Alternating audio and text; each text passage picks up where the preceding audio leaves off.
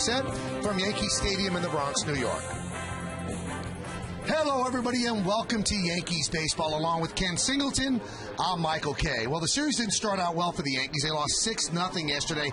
A.J. Burnett did not pitch well for the Yankees. Now, there are two culprits on the side of the Seattle Mariners. One of them is Russell Brandon, and the other one, Felix Hernandez. Yeah, Russell Brandon's hit a lot of home runs here in the Bronx in a very short period of time, including in the first inning last night. Got a pitch up out over the plate. This is a 3-run homer in the first inning, and in a way, you felt the game was over because Felix Hernandez is on the mound. He had already beat the Yankees twice this year. He had at least one strikeout in every inning, and in the 7th inning, he had 3 strikeouts. Struck out the side in the 7th, on the way to 11 strikeouts, and the 3rd time he has beaten the Yankees this season. Now, while you were sleeping, the Rays lost to the A's, so the Yankees still hold a 1-game lead in the East. The Red Sox got clobbered by the Blue Jays. Red Sox 6.5 out, the Blue Jays 10.5 out. Now, the Yankees thought they were going to get offensive reinforcement yesterday in the person of Alex Rodriguez. Didn't last long, Kenny. They only one at bat. 2nd inning is going to ground out the 3rd. You can see A-Rod coming out of the box very gingerly. That calf muscle is bothering him. Joe Girardi, the Yankee manager, said prior to today's game, A-Rod's out for the rest of this game and probably won't play in Toronto as well. Well, the Yankees will have to find offense elsewhere. Javier Vasquez getting the start for the Yankees. Which Javi is going to show up? We'll break down the pitching matchup next, right here on segment 2.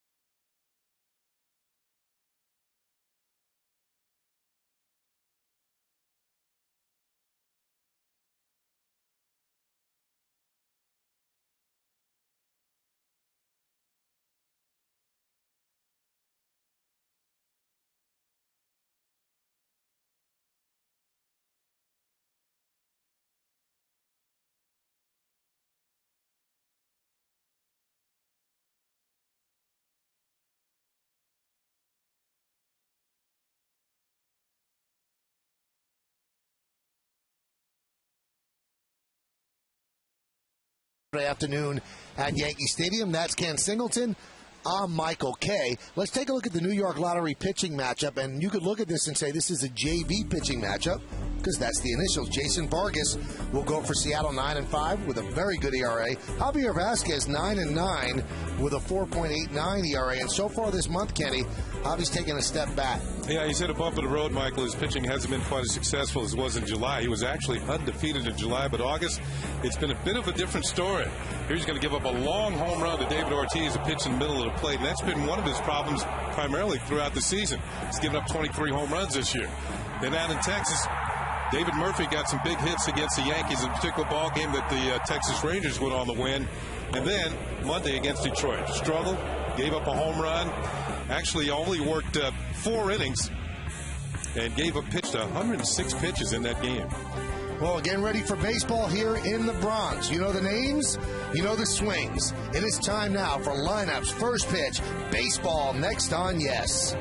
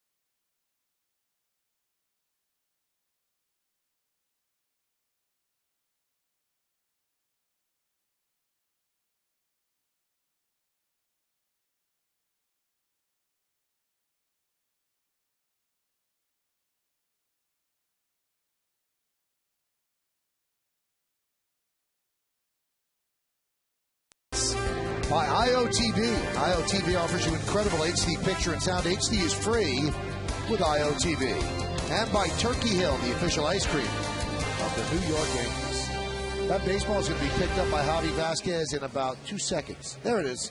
So he is ready to begin his warm-ups. The Yankees have taken the field behind him. And let's take a look at the Mariners starting lineup presented by Lexus. Ichiro Suzuki, the right fielder, leads off. Batting second and playing second base is Sean Figgins. Russell Branyan, 2 home runs yesterday. He'll be the DH. Jose Lopez cleans up and plays third. Frank Gutierrez, the center fielder, will bat fifth. Batting sixth and playing first base, Casey Kotchman. Josh Ballard, he's in behind the plate, and he'll bat seventh. Batting eighth and playing left field, Michael Saunders. Josh Wilson, the shortstop, is in bat ninth. There is Ichiro. He'll be leading off in just a second. He'll be hitting against Javier Vasquez, who's on the mound today for the Yankees. A 4-3 career record against the Seattle Mariners. This will be his 23rd start. His record is of level 500, 99 on the year. You can see less than a hit per inning, 52 walks, 101 strikeouts. Opponents batting 248. Let's check out the scouting report on Javier Vasquez. His last start, he really struggled against the Tigers. That was on Monday. Threw 106 pitches in 4 innings. It was a game that the Tigers went on to win. The only game they won in that series by a score of 3-1. His last win, well, he was undefeated in July, so his last win was July 26th. And Russell Branyan, who last night hit a couple of home runs for these Mariners, he has 3 hits against Javi Vasquez. All 3 of them are home runs. Well, that's certainly not a good portent of things to come, but we'll see if Vasquez could solve his issues of late. And here is Suzuki.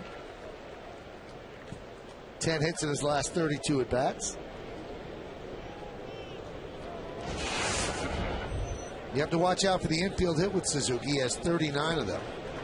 And Eduardo Nunez making his first big league start. He's in on the grass at third.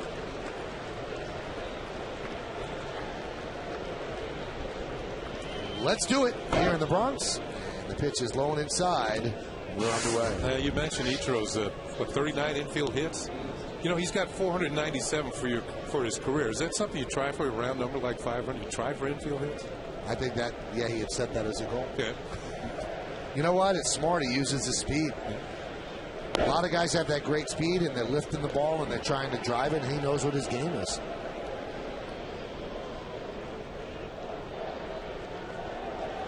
So the count 2-0. That one is driven to right field. Giving chase is Swisher. Looking up. See ya. A leadoff home run for Ichiro Suzuki. And the Mariners are on the board with a run.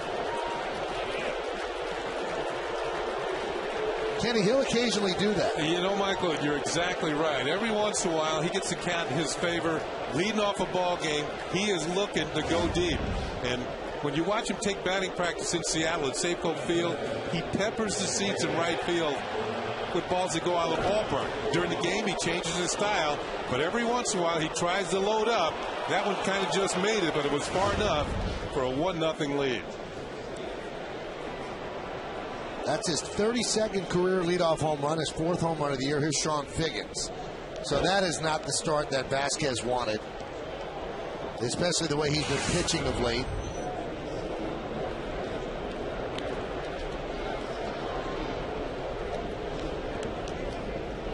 You know, the big question about Vasquez has been his velocity, or lack thereof.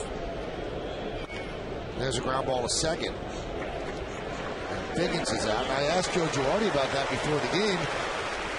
And I wouldn't use the word agitated, but Joe wasn't pleased to be talking about it. He said, you know what, everybody keeps talking about this velocity or lack of it. He said his velocity was the same when he was having that good stretch as it is now. 88, 89. He hasn't thrown 93 all year. And then I pointed out to Joe, well, it's Vasquez that's bringing it up, saying that he's dealing with the, the tired arm or whatever the case may be. He said, yeah, but everybody's running with it. He goes, there's not that much of a difference. I think a lot of his problems, Michael, lately become in location. And you saw it. You get a pitch towards the middle of the plate, and you're not throwing 95. You're not going to foul it off. They're going to hit it. And you saw what happened with Ichiro. He gets one towards the middle, 2-0 count. He can look for something to drive, and he did it. And, Joe also said you could throw 82 miles an hour. He said, if you locate, you're going to get people out. And we saw it with our own eyes. Kenny and I were here. Mike Messina, his final season, a magnificent year. He didn't have any fastball, and he won 20 games. He won 20 games because his control was impeccable. He could hit that outside corner. And also, he knew how to change the speed. So if his fastball was 84, 85, he made sure that his off-speed pitches were, in the 70s. Yeah. Or even the 60s with his changeup. Yeah. Well, Vasquez has now allowed a homer in 7 straight starts. And as Kenny mentioned, 3 home runs Russell Branyan has against him. The 2-1. 3-1. Yeah, Branyan has the reputation of being an all-or-nothing type of hitter. He does strike out quite a bit, but last night he got pitches to his liking. His happy zone is up and out over the plate. Now, belt high, middle to the outer third. That's where you get those arms extended. You can see that Vasquez, a couple of pitches in this at-bat, tried to jam him. He gets those arms extended, and Branyan has as much power as anybody in the league. 3-1. There it is. Home run number 4. See ya. A long drive. And that made the upper deck. That's the first ball in the upper deck at the new Yankee Stadium. An absolute moonshot. 2-0 Seattle. Well, we kept wondering, Kenny, could anybody hit the upper deck? Well, it's Russell Branyan. He's the only guy to hit the Mohegan Sun Sports Bar, and now he's the only person to go in that rarefied real estate in the upper deck. Wow. I can guarantee you this one is up and out over the plate. Got his arms extended. That's a long, long way. Woo. We didn't know if we'd see that. Well, let's see it again. Target's in, and you can see the pitch was right down the middle. And it's just above the low bell sign. That's a new carving station up there. Wow. Kenny, that ball was so gone from the moment it left the bat that Nick Swisher did not twitch a muscle. He never even moved to look at it. It was just a matter of how far. That guy came to the game and never thought he was getting a souvenir. The guy over the low bell sign. And he's got one.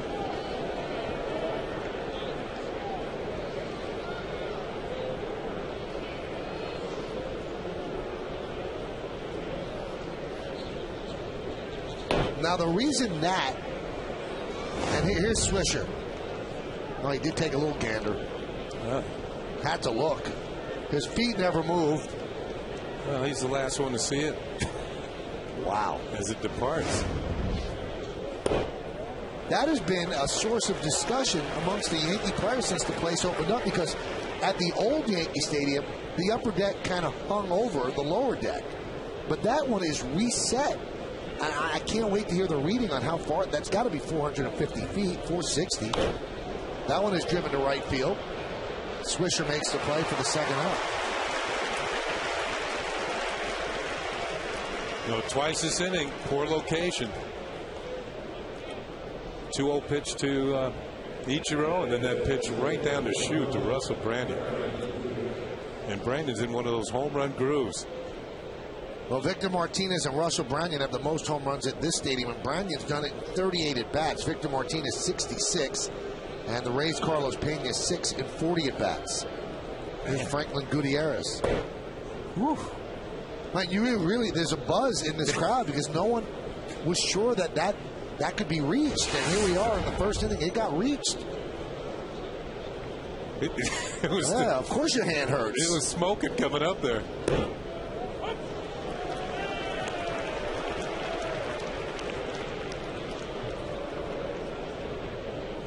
Well, you're thinking, I'm having thoughts of Mickey Mantle. Wow.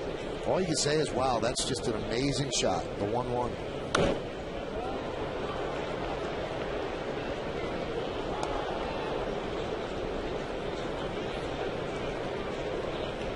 What's the old line, Kenny? They should have served a meal on that one? At least should have been a flight attendant on it.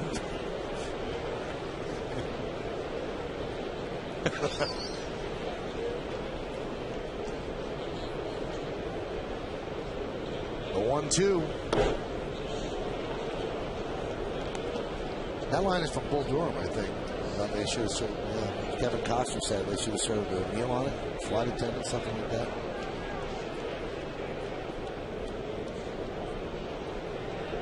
So 2 home runs. Just underway, the 2-2. Count 3-2. Seattle's been playing good baseball lately. 3 straight. They won 5 of 7, 8 of 11. They're 10-7 in August after a 6-22 July. Casey Kochman on deck. Here's the payoff. Grounded foul.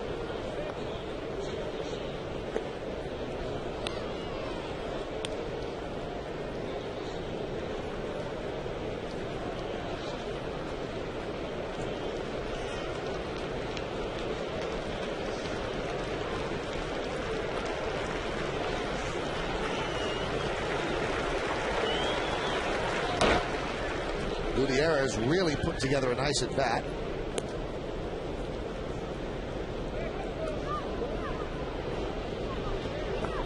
Well, his nickname is Russell the Muscle, and he's shown it off the last 2 ball games. There were a couple of home runs last night, and then this absolute bomb this afternoon.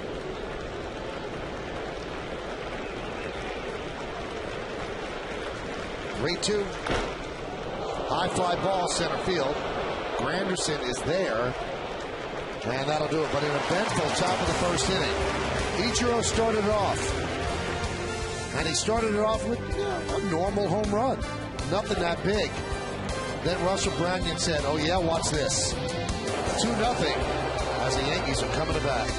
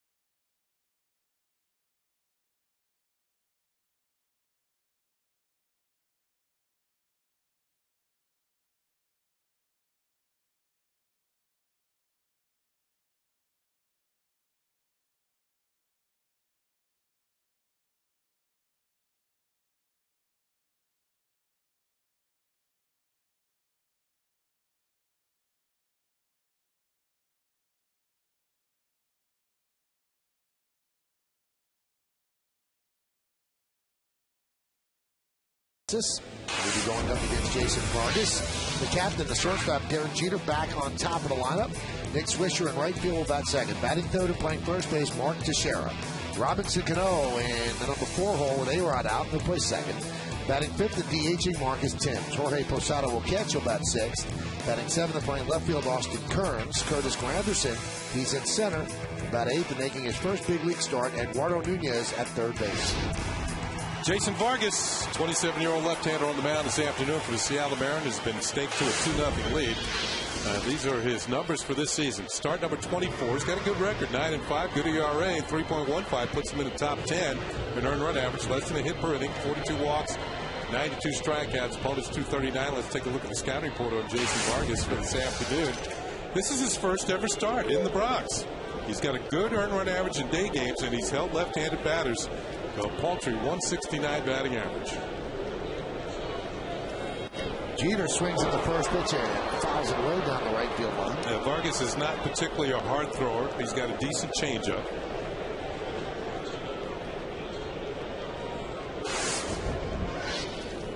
Jeter is 4 for his last 20, hitting 276. Pitch inside.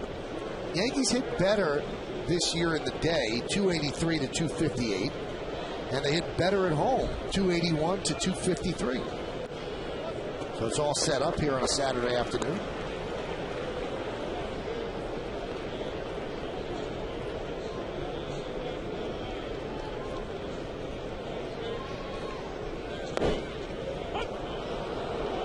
There's that changeup. Yeah, what he tries to do with a changeup, get you out in front. The right-handed hitters roll over, hit the weak ground balls, the third and short. Get you out on your front foot. Knocked down by Vargas. That's going to be a base hit for Jeter.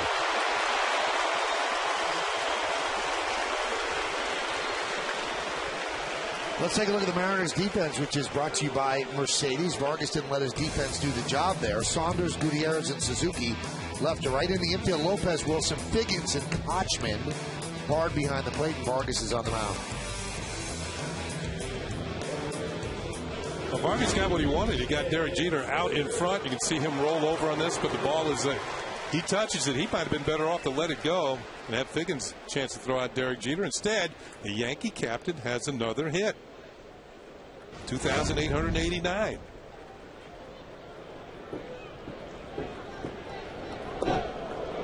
Pitch to Swisher is inside.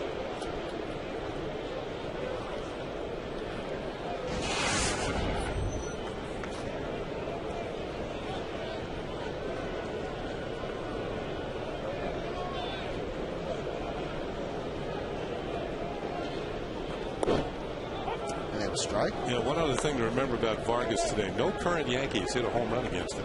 So, but the way the ball's flying today.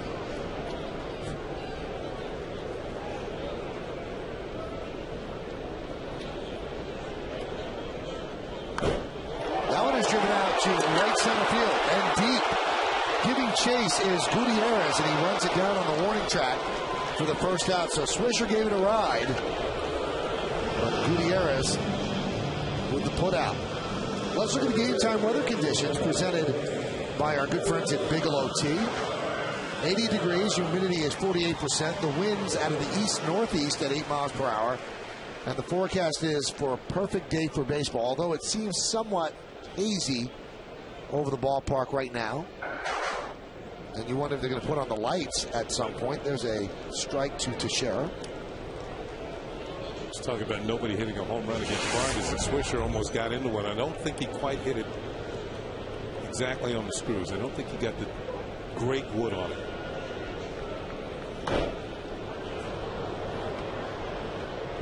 Count quickly 0-2. Here's a Swisher swing. Let's see where he gets this one. Maybe just underneath it a bit. Didn't drive it. See the follow through. He's thinking about it. It might get out of here.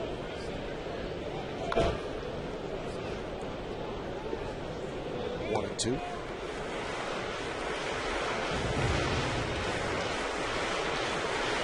Vargas is certainly a different look for the Yankee hitters who last night saw all they wanted of Felix Hernandez, who was awesome. There's a base hit down the left field line and into the corner. Playing it out there is Saunders. Jeter will go to third. Teixeira's at second with a double.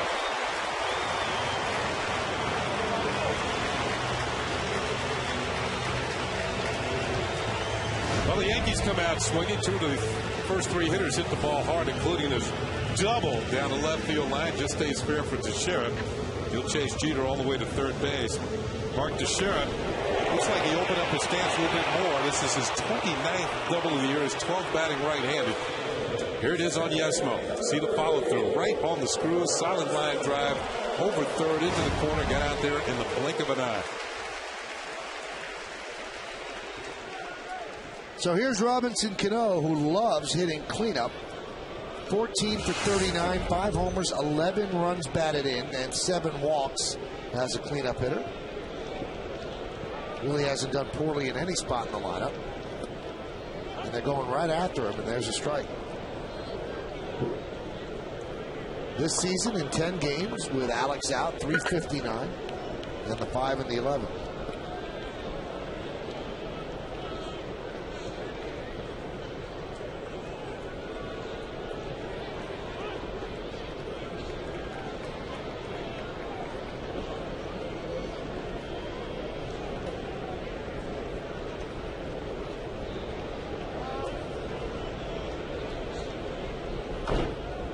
It shouldn't be understated how well Cano has done against left-handed pitching this year. He's got half of his home runs against lefties. And You always hear that left-handed pitchers do well against left-handed hitters. That's true. They don't see as many lefties. But one thing about the left-handed hitters who are in the lineup on an everyday basis against a lefty pitching is that they are very, very good hitters, and that's why they're in there, and they can hit just about all types of pitching. You can see the average breakdown, but look at the home runs, split evenly.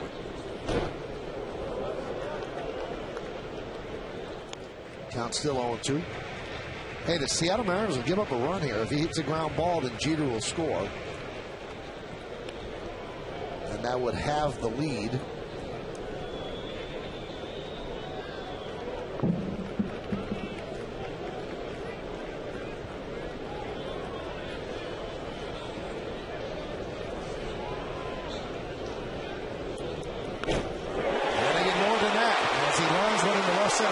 Base hit. Jeter scores. Here comes Teixeira. He'll score. Tie game. 2-run single for Cano. One thing to remember, that was an 0-2 pitch. There's the interim manager, Darren Brad, who saw that 2-run lead dissipate in a very short period of time within the space of 4 hitters for the Yankees. And Cano has driven in 7 runs on this homestand. Pitch up, out over the plate. Perfect piece of hitting right over short into left center field for the hit. Teixeira reads it well. He's coming in to score. Robbie Thompson waves it home, and just like that, it is a tie ball game. And Cano now with 80 runs batted in this year. There's one bounced to Marcus Timms. Count 1-0. So each team got it in different ways. The Mariners loud and long, and the Yankees infield single, a double, and then a 2-run single.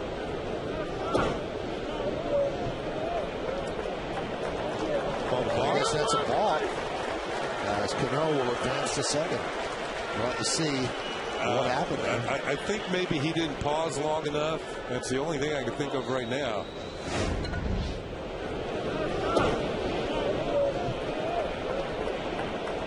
Let's take another look here. You know what? When you're looking at that, you should watch his front foot. Watch his front foot. Lifts it up. And up there it goes. And there's the ball. Yep. 1-1. Timms pops it up. Gutierrez to the second out.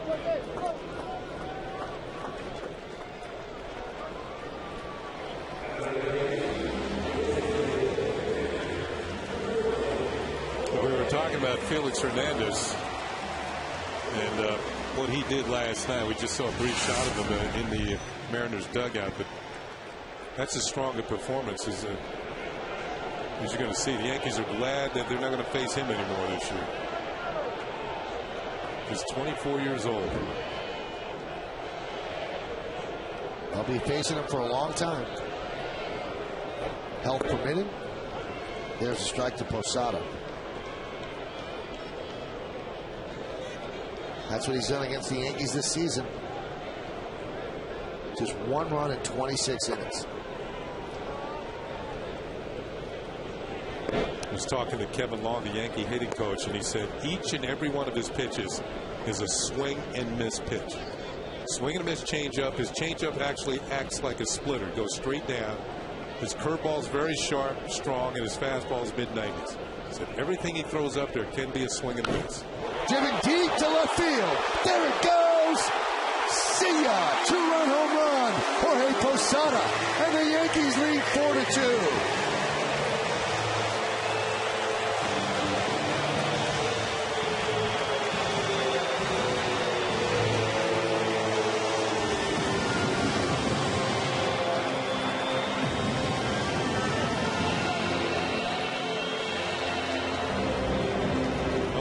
In this inning have scored 4 times as many runs as they scored against Felix Hernandez in 3 starts.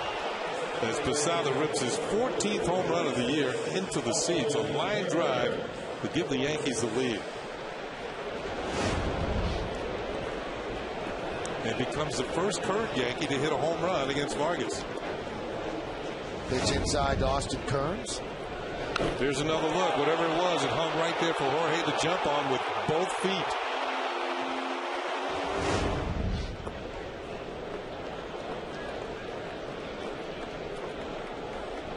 So the Yankees definitely have picked up Javier Vasquez. Now will he straighten himself out after that shaky top of the first, the 2-0. Look out.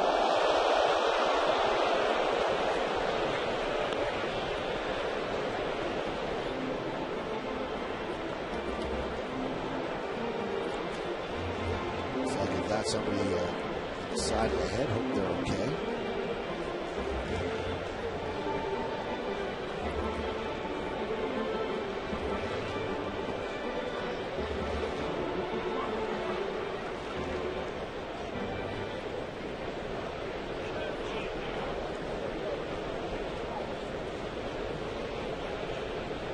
Hopefully that young lady will be okay.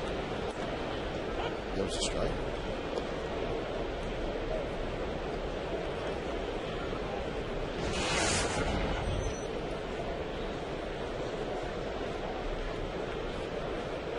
Two. Strike 3, Kearns. Ooh, down looking. You can't believe it. Vargas can't believe the offensive outburst. He didn't help himself here. Teixeira rips that double, 2-run single, and then, well, let's go yard. A 2-run home run for Posada. 4-2 Yankees at the end of 1.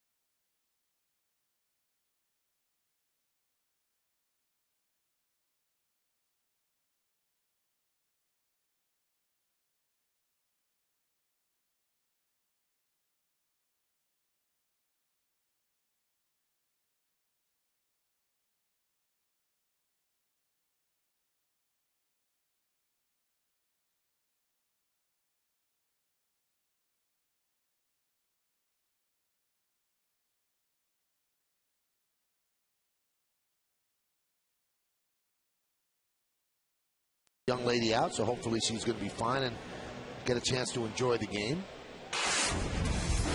Let's take a look at that defense. Kearns, Granderson, and Swisher left to right. Infield, Nunez, Jeter, Cano, and Teixeira. And Posada is behind the plate. Vasquez on the mound. All right, so the ball is jumping out of the stadium. 3 home runs in the first inning. Now here's Casey Kochman against Javier Vasquez. And there's a strike.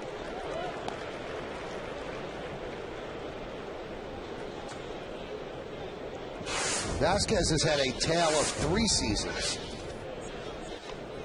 Off-speed pitch fouled away. First 5 games, 1-3, 9.78, and everybody said, uh-oh, this isn't good. Then from May 12th to July 10th, he was 6-4 with a 2.75. Solid starter. Really, really pitched well. But in his last 6 starts, 2-2, 6.19. Now it is driven into right center field. Long run for Swisher. He can't get there. And neither can Granderson, who retrieves and will get the ball in after Kochman doubles. Both Yankee outfielders slipped and went to the turf. Now, actually, they were playing Kochman to hit the ball to left center field. That's why the big gap was in right center. Watch it. First, Granderson will leave his feet. Nick Swisher trying to slam on the brakes. He goes down to the turf. And Kochman has himself a double.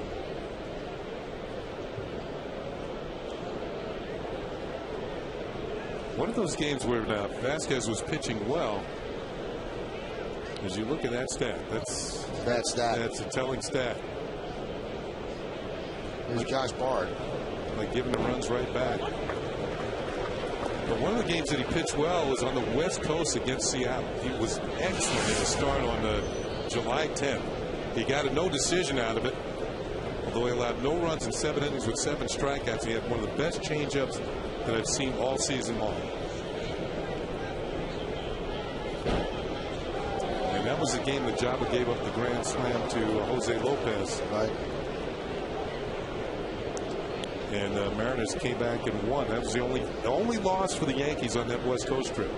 They swept Oakland and then won 3 out of 4 from Seattle at Safeco Field. There's that line, 117 pitches on July 10th. Yeah, he was awesome that night.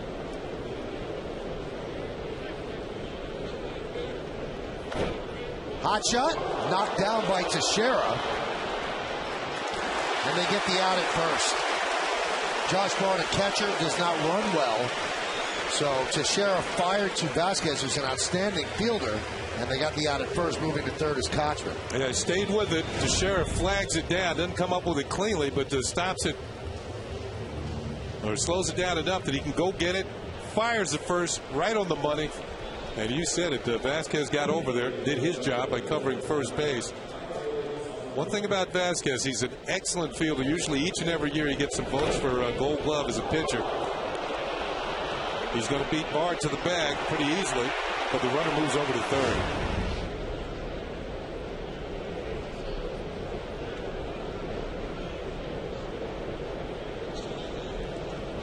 Yankees play the infield back with Michael Saunders at the plate. And a strike.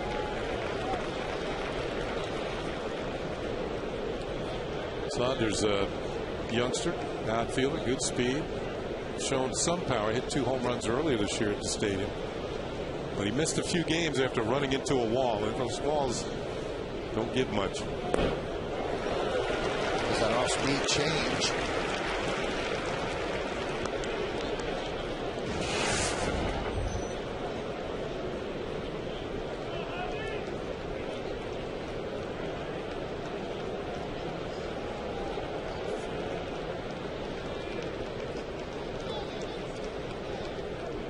Swing and a miss.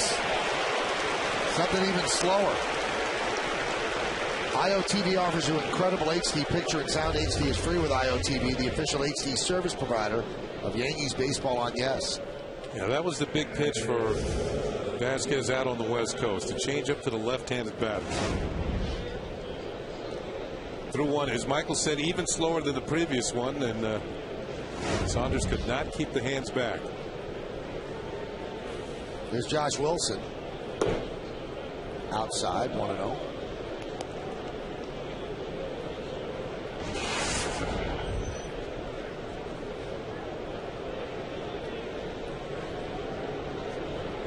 The stadium's been buzzing since the first bat of the game.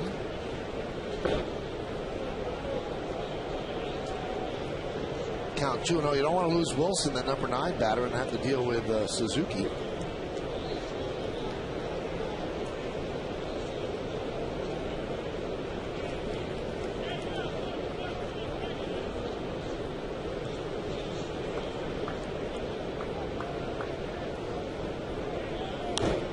That one is driven into right center field. Coming in is Swisher, and he makes the play. So Vasquez works into and out of trouble. No runs a hit. 1 man left. We go to the bottom of the second. 4-2 Yanks.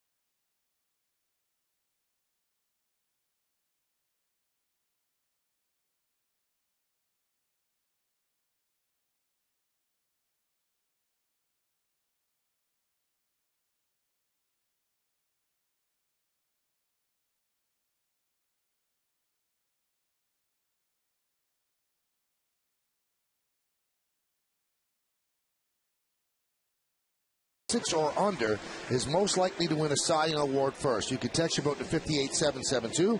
Standard text messaging rates apply, and here are your choices. Number 1, Felix Hernandez. Number 2, John Lester. Number 3, Francisco Liriano. Number 4, David Price. That is a very good question. I think I would take David Price. You know, actually, to be honest with you, I actually picked John Lester to win it this year. But he's fallen upon hard times. He got off to a good start. Yesterday wasn't pretty. He got tattooed by Toronto. David Price will pitch tonight. But Felix Hernandez finished second last year, didn't he? Yep. I think if he was on a team with more run support, I would. You'd have a chance this year. Yeah.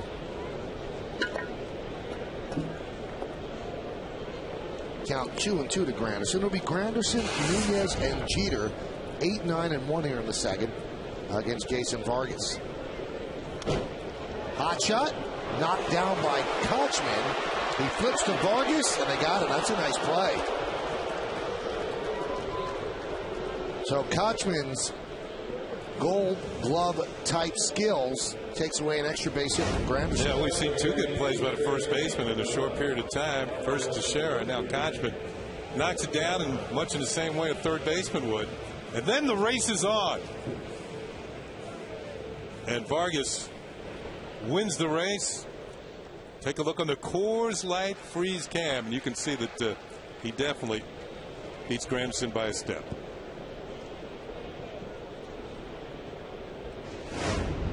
Glad we removed that logo there. It kind of froze out the picture. There's Nunez. Pitches inside 1-0. That's what he did with the Yankees AAA, Scranton Wilkes-Barre. Yankees like his skills. He's a shortstop by trade, but down there this year, just so he added some versatility, they played him at third and played him at second. He's at third today. Hot shot. Nice play by Wilson. The long throw. And Nunez thought he had his first big league hit, but Wilson made a great play.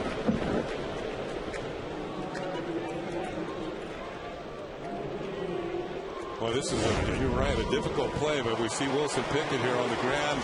Gets to his feet, guns it across the diamond, showing skills at shortstop. Quickly up.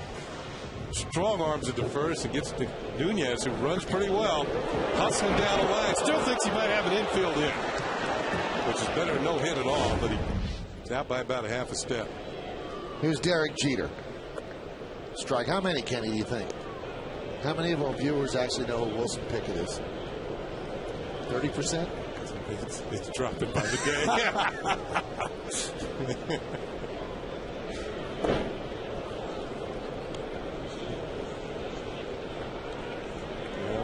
Wait till the midnight hour and count up the votes. Nice.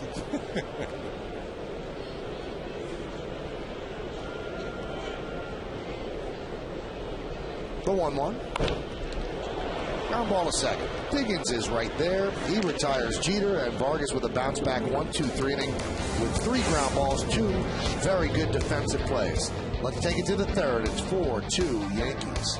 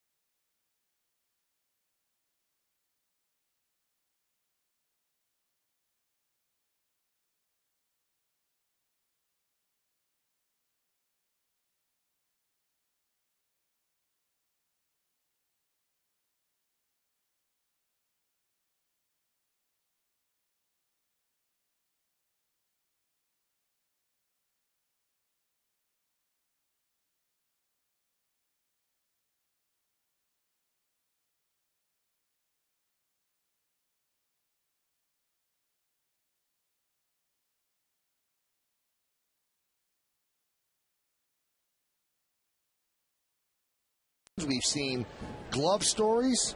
It's been a very interesting 2 innings, and here is Suzuki to lead off the third.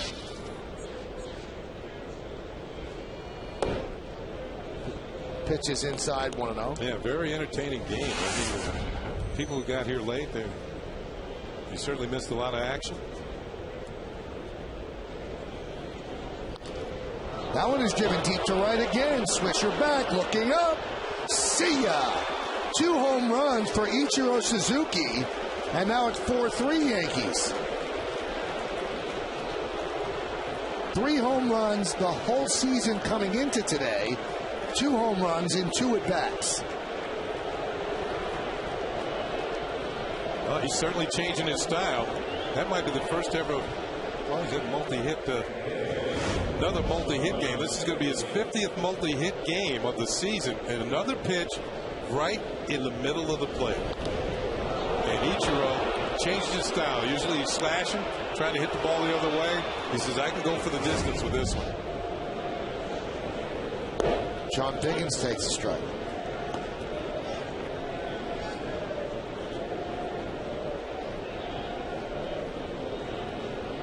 Last time he had a 2 home run game, May 15th of last year.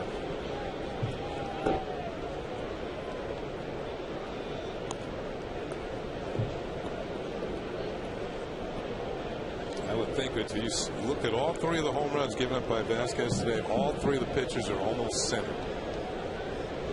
Poor location.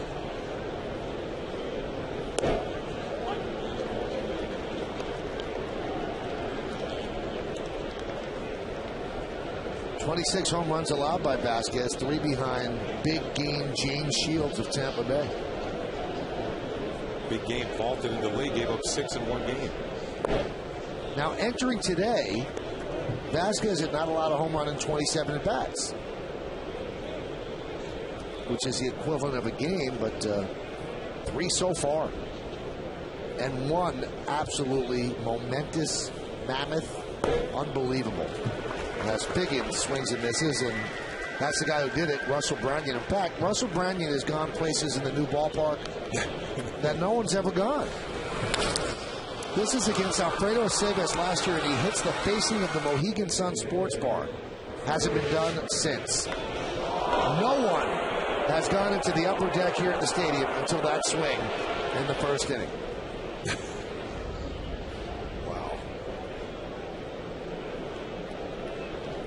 You know that those are tough places to reach, Kenny, because during BP, the Yankees always talk about it. Oh, did you hit the bar? Or they try to go in the upper tank, and it's just hard to do, even against batting practice serves. And there was always that debate. I think the debate wasn't so much the windows of the bar, Kenny. It was the seats above it. Whether anybody could hit the seats above it or in the upper deck. Most people thought it would be the seats above the sports bar that would be hit before the upper deck. That one is sliced the other way. Kearns will make the play.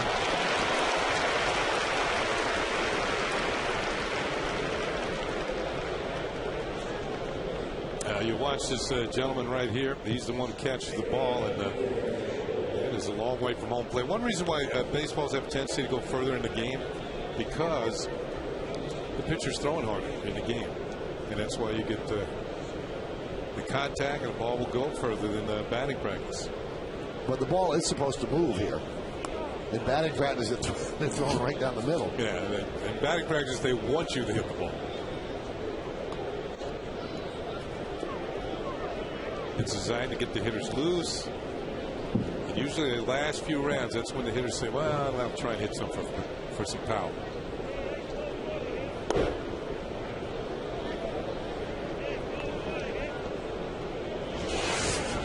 Jose Lopez last night had a 10-game hitting streak broken.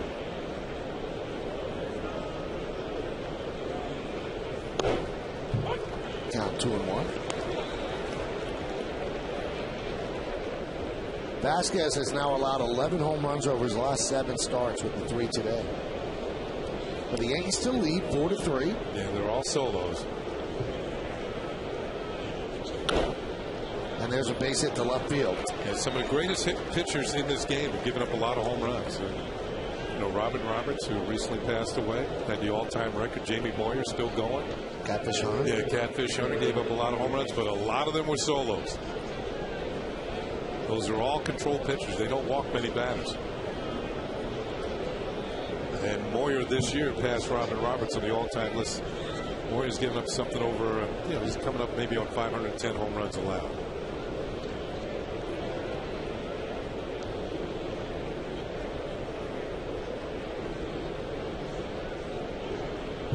Pitch to Gutierrez is outside, 1-0.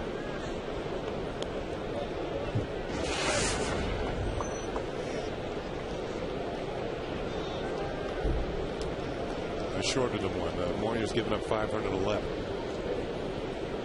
Not the same amount as Melot hit. Yeah, but he's still going. Melot's not going to hit anymore, but Jamie Moyer's still pitching.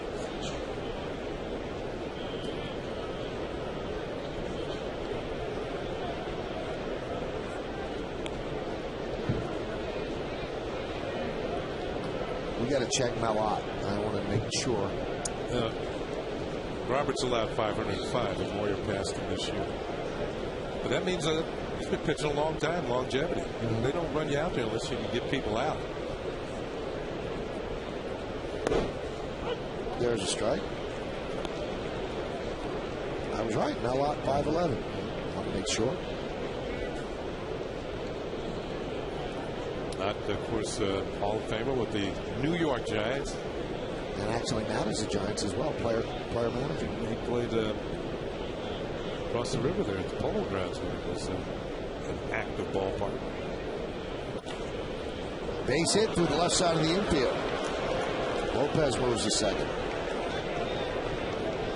And if fans, I know there's some fans out there old enough to remember the Polo Grounds, it was a horseshoe-shaped ballpark. It was only 250 down the lines, but center field is over 480 feet away. So the Melot was a dead pull hitter, had a high leg kick, pulled the ball, left-handed hitter, and hit many of them over the 250-foot sign in right field.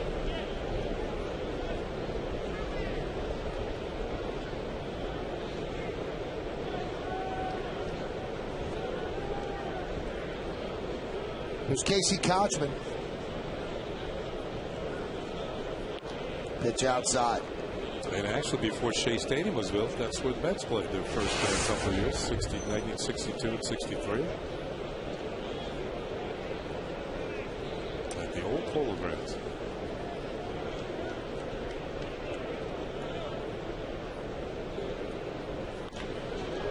Base hit. Just past the second base umpire, Jerry Davis. Jose Lopez scores. Moving to third is Gutierrez. It's an RBI single for Kochman. We're all tied at 4.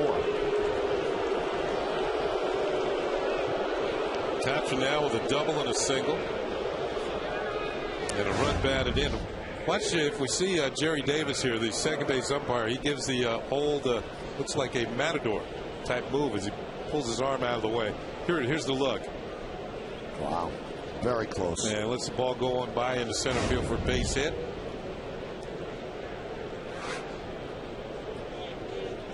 Dave Island, quick trip to the mound. Shaky start for A.J. Burnett last night, and another shaky start here for Javier Vasquez this afternoon as the Yankees have to straighten out their starting pitching.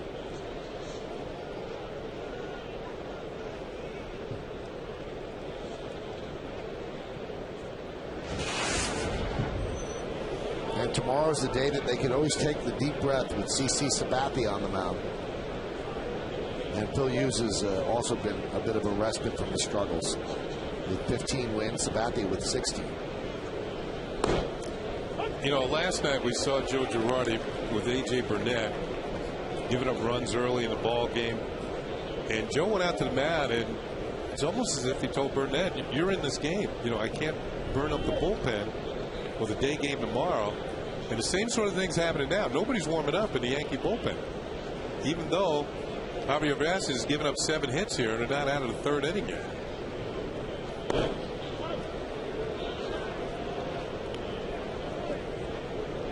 You know, there's some question what happens if Andy Pettitte doesn't come back. And Brian Cashman, the Yankee GM, said yesterday, and he said it with certitude, Andy Pettitte is coming back from this injury.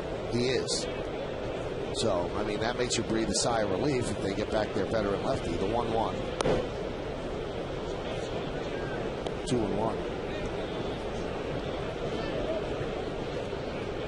Now, last year, the Yankees won a World Series using just 3 starting pitchers. Well, there aren't as many off days during the playoffs this year, so you can't get by with just 3. You need 4. The 2-1, so somebody has to step up. Count 3-1 now on board. Assuming Pettit's healthy, you've got Sabathia, Pettit. They restart the innings clock, so use. Who's going to be 4? Is it going to be Vasquez? Is it going to be Burnett? The 3-1. There's the off-speed pitch, 3-2. Third straight changeup. And it looked as though the way that Bart had a swing at that or a cut at it, it looks as though he wasn't looking for third straight change. He's all locked in for fastball, and it's not there.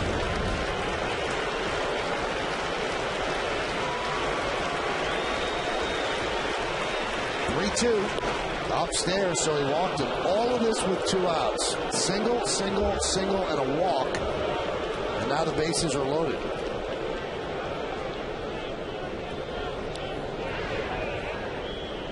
Now there's some movement in the Yankee bullpen because, hey, you want to stretch out your starter. You don't want to burn out your bullpen, but you also want to win a game. And Chad Godin, who pitched last night, the last 2 innings, he's starting to throw. Pitched well the last 2 innings last night. Just gave up a hit. No, didn't give up any hits and had a strikeout.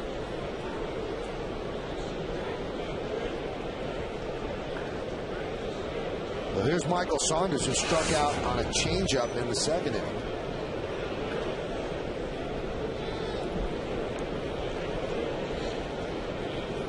Vasquez 59, now 60 pitches, and 27 of them this inning. His last start against Detroit, same deal. He labored, didn't give up the farm, but he had to leave after 4 innings because he threw 106 pitches.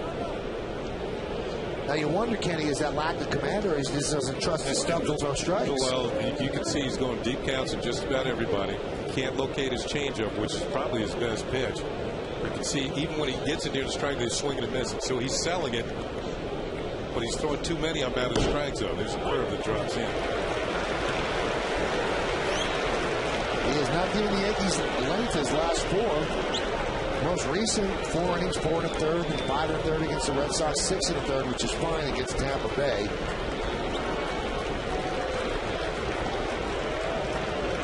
Bases loaded, 1-1 count on Saunders. Game is tied at 4 in the top of the 3rd. The pitch. High fly ball, deep right. Swisher back. He's on the track in front of the wall. He'll make the play for the final out of the 3rd. But 2 runs on 4 hits and 3 men left. Today we've seen Ichiro Suzuki go yard twice, once in the 1st and once leading off here in the 3rd.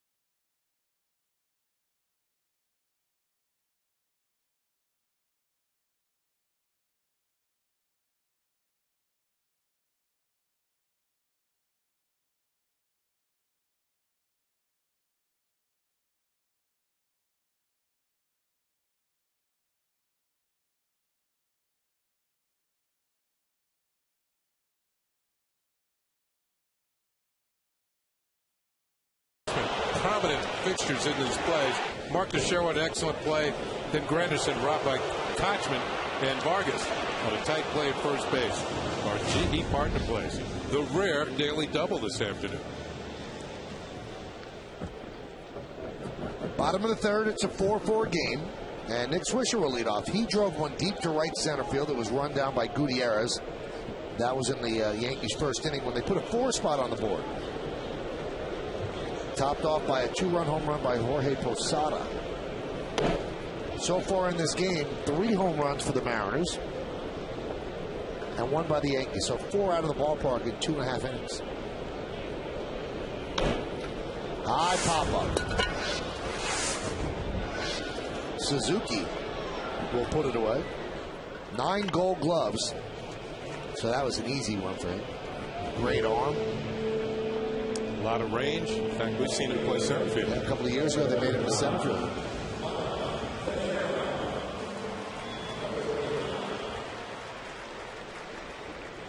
Here's Mark Teixeira, booming double to left in the first inning. Takes pitch outside. So each starter has been picked up by their offense.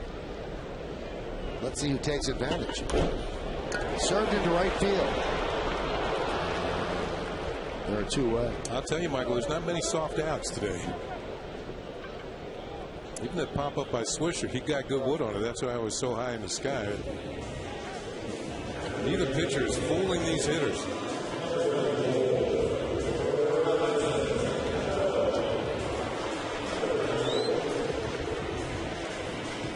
Cano with a 2-run single his first time up. Now has 13 RBIs and he's 15 for 40 with 5 home runs and 13 ribbies as a cleanup batter.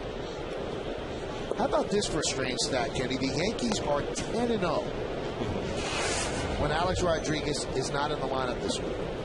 And they have averaged 8.1 runs per game when A-Rod's out. So they're certainly picking up the slack, and they know they have to do a little bit more without the big gun. They probably listen to their manager, Joe Girardi. You hear managers say it all the time when one of the better players or one of the better pitchers is out of rotation. Somebody's got to step up. And I guess on the days that A-Rod's been out, 8 runs per game, somebody's been doing it. High fly ball. And Suzuki ties a record held by many as he puts away 3 putouts. And the Yankees go down in order 1, 2, 3. Let's go to the 4th. 4-4.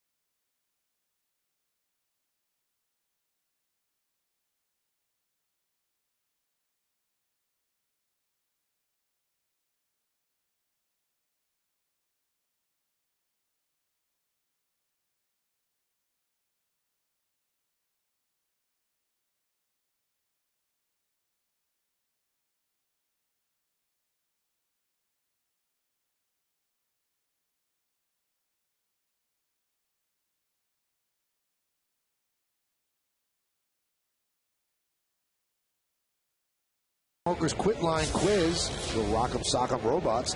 The Yankees last led the league in triples in 1971. Now, which 4 Yankees had at least 6 triples that season? In 1971.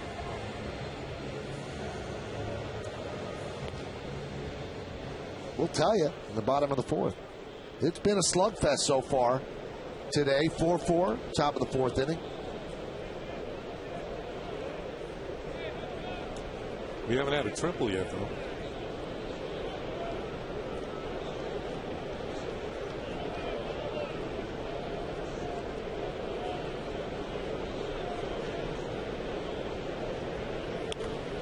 Hot shot and foul ball.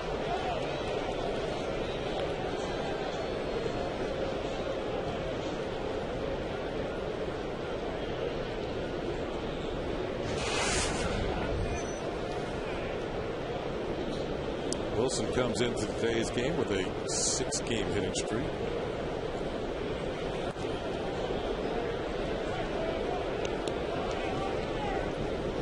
You know, over the last couple of days, in fact, the entire week, we have talked about the Yankees' work with Hope Week, which is just tremendous. That one is lined out to second base, knocked down there by Cano. It's going to be, I don't know if it's going to be a base hit, but Wilson's going to reach. We'll see how they score that.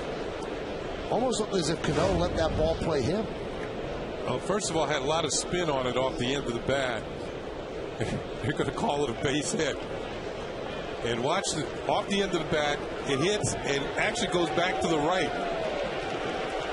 Ball hits and it comes back to the right, and Cano knocks it down.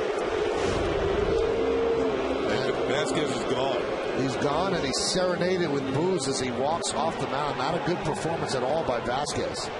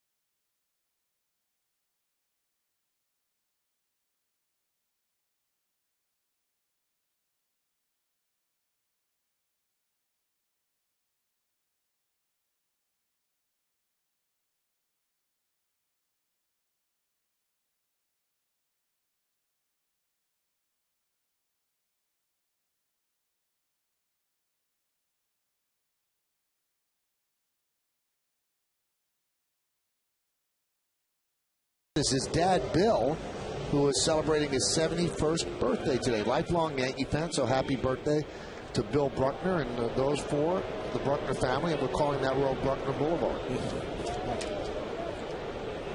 And now, Joe Girardi makes the call to the bullpen. Brought to you by AT Rethink Possible. And it's time for Chad Godin. It looked like that row was crowded like the boulevard. Godin pitched here last night.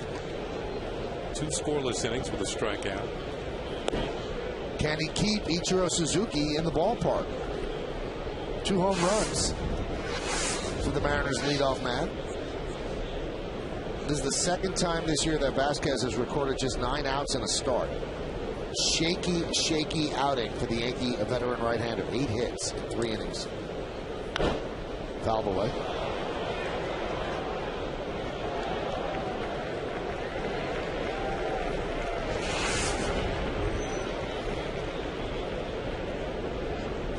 Vasquez, early in the season, you go back to May the 1st against the White Sox here, had a 3-inning start, gave up 7 hits and 5 runs in Chicago.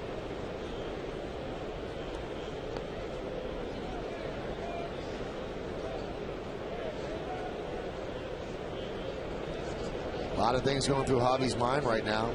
He has not pitched well at all this month, and the Yankees need him to pitch well.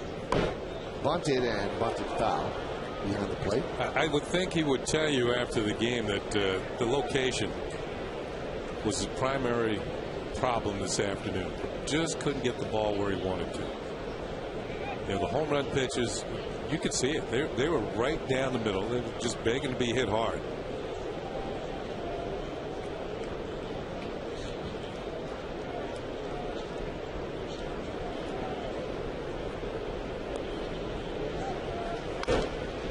Slap toward third. Nunez goes to second one. That's all they'll get.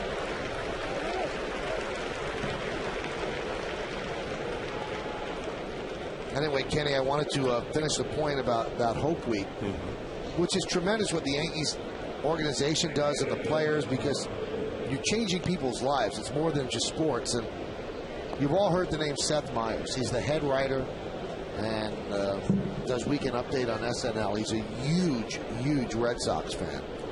And today he tweeted, "I hate stories that make the Yankees look like good dudes, but this is a cool story about how they are good dudes." And he refers to one of the stories about Hope Week. And everybody in the organization is very proud of what they did. And yesterday was just the cherry on top of the sundae with the two sisters that have worked so hard to support the family. The area sisters? Yes. Yeah.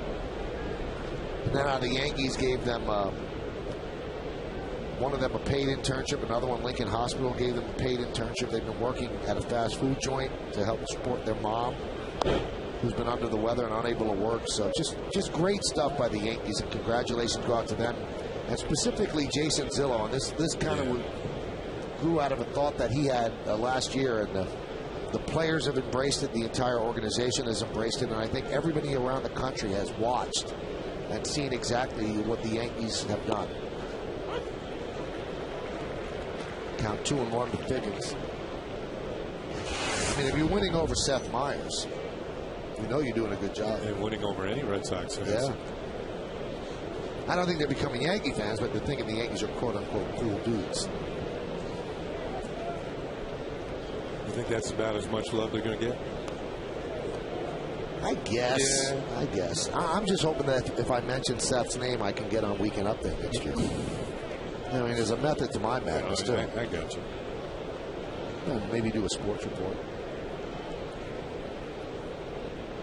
The 2-1. Grounded to short. Let's see if they turn two. There's one. On to first. It's a double play. So Godin comes in and does a nice job. No runs a hit and nobody left on base. Let's go to the bottom of the fourth. 4-4.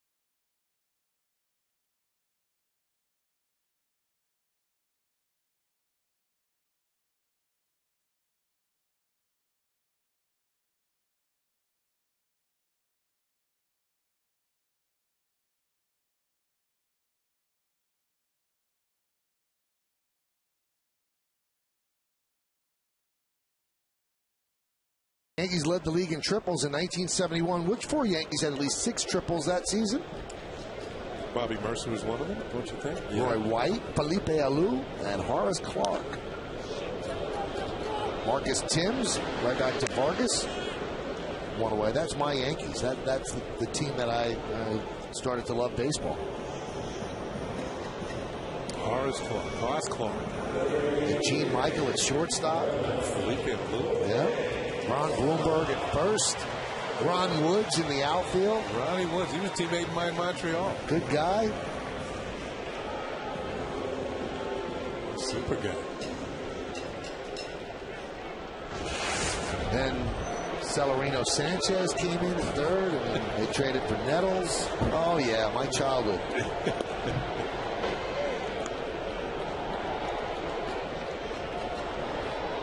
Gene Michael, sometime during the season, would always have the hidden ball trick.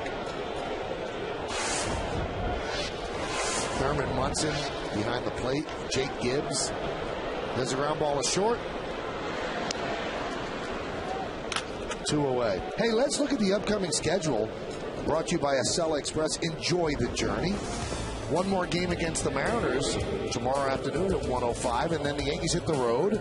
They go international. 3 night games against Toronto, Monday, Tuesday, and Wednesday. Thursday, they love. That's an off day in Chicago. It doesn't get much better than that.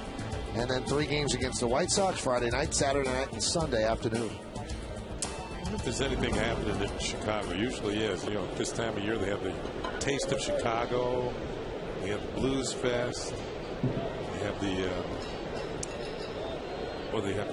fair on the pier, Navy Pier. All kinds of things in Chicago. What a city. Yeah.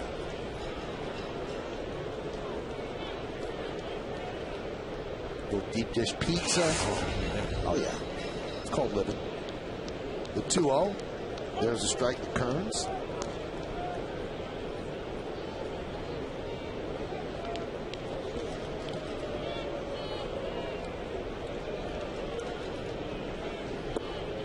Lincoln Park Zoo. You ever been to Lincoln Park Zoo? No, I did not. Yeah, I did that when I was young. That was cool.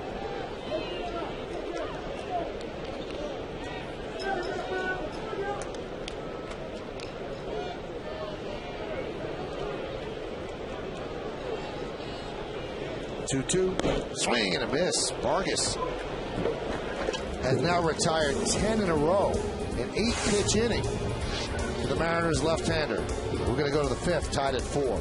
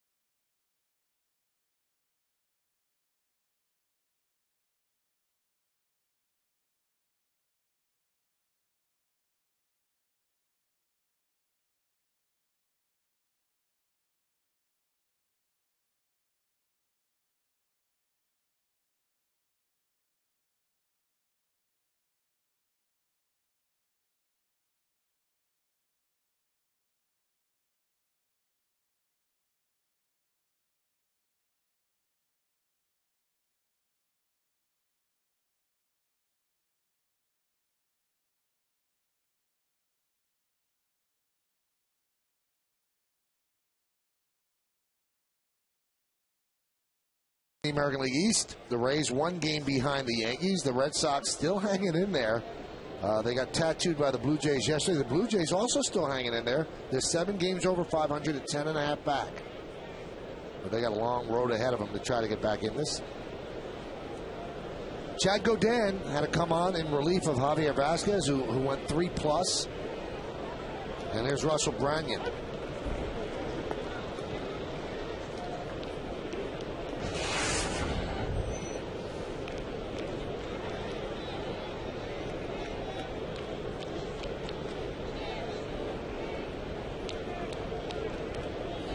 Pitches outside. Now Branyan went into the upper deck, and the guy who caught the ball still has the ball in his hand. I think it's seared to his hand. Yeah, but you remember his left hand, he was shaking, but that's the one he caught it with. But now he's cooling the hand off. Now you know that Jack Curry is back in the studio with Bob Lorenz, right? Oh, right. Yeah. So he did some recon work for you about Chicago. Concerts in and around Chicago next weekend when the Yankees are in town. Donnie and Marie. Okay. Paul Revere and the Raiders. Gotcha. Keep going. Iggy Pop. Keep going. Weird Al Yankovic. You know, he's funny. And the Smithereens. I've never heard of them. Well, there you have it. A lot of things to do. And Yankees White Sox. So no Blues Fest? I guess not. Yeah. Thanks, Jack. The 2-2. Fouled off. Yeah, I think I'll go visit my cousins.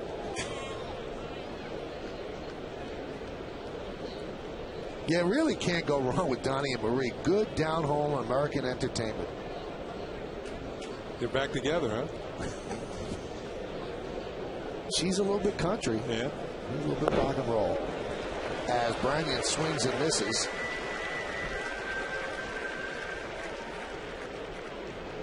Good news, the young lady that got hit with the bat is back in her seat. So we hope that she enjoys the rest of the game. Good looking camo, Yankee camo hat.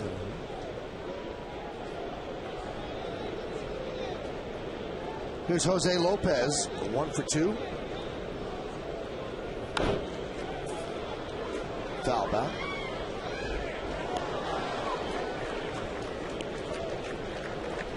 I would have taken that the Cubs are on the road because you could do that very rare doubleheader, day game at Wrigley in the afternoon, night game at the Cell.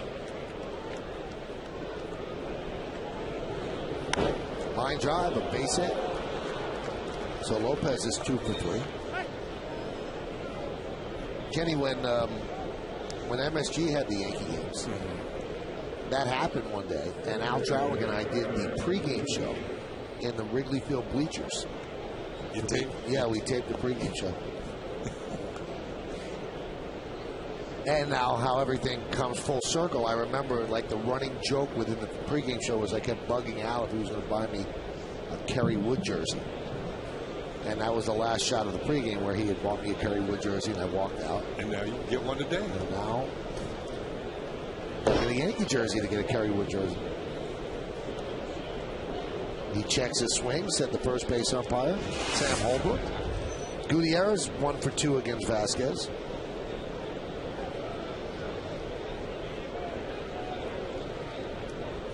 Have you ever sat in the bleachers during a Cubs game? No.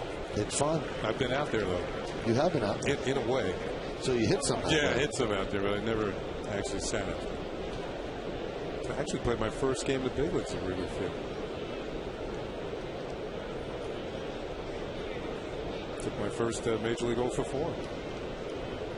Great town to do it in. Swing and a miss. Hit fastball.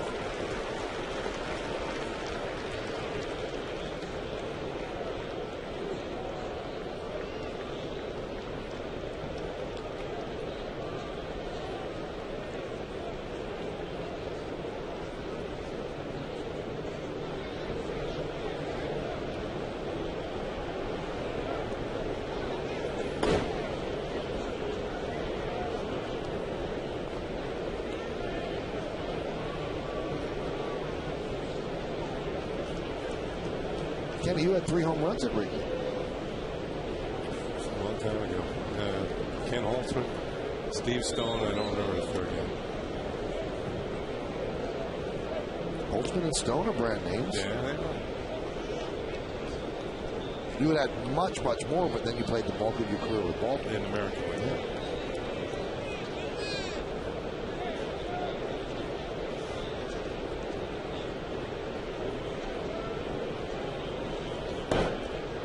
That was nothing like Flash to at Wrigley. Flash hit .412 at Wrigley Field. Wow.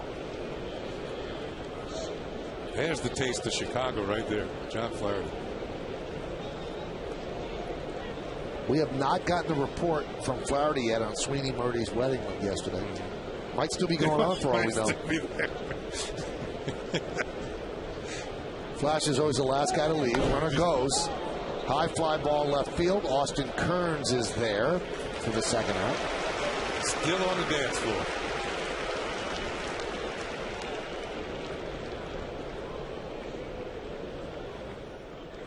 One last update from Curry, Kenny. Chicago Jazz Festival starts on September 3rd, so you just missed it. So close. So where am I September 3rd? Am I off? Actually, I am. Stay.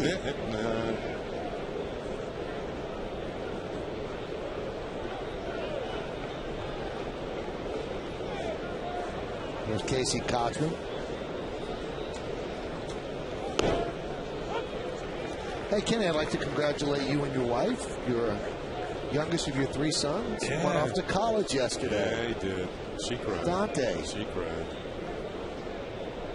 So good luck to Dante. Yeah, it was, actually, his sister started crying first, which I didn't think was going to happen. Really? Yeah. Angelica. Yeah. That one is tapped in front of the plate. It's a foul ball.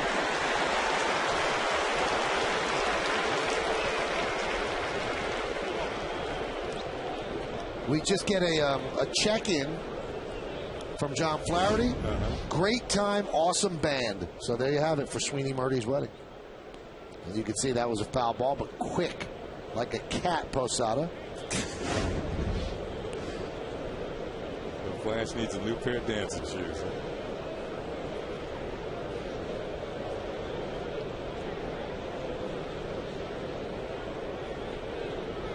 Kochman yet to make an out today. Double, single, RBI. Yeah.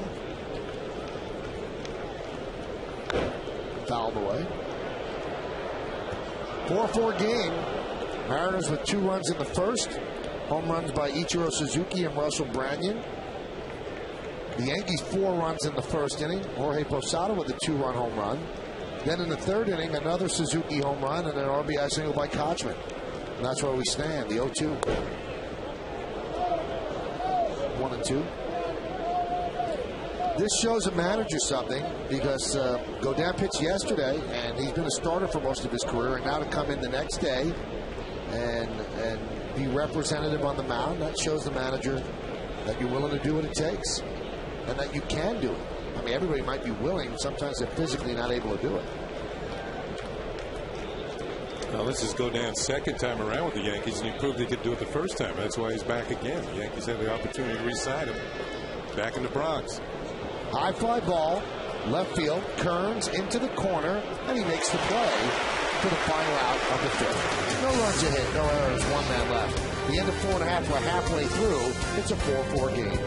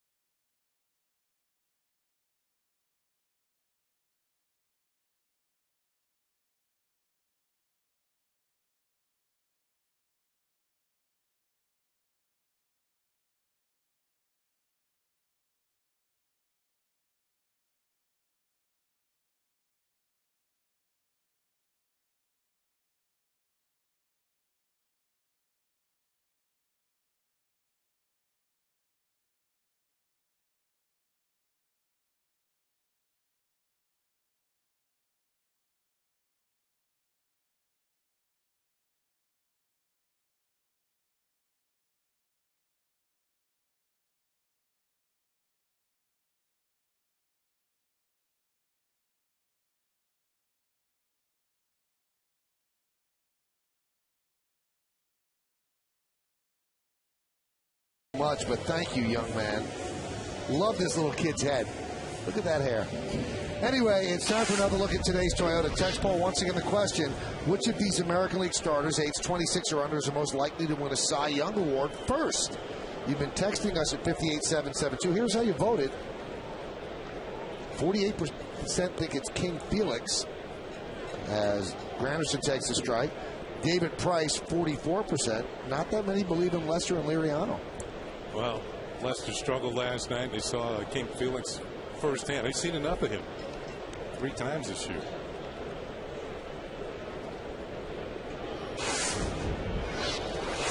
Held on to the ball. Maybe a problem with the grip, footing.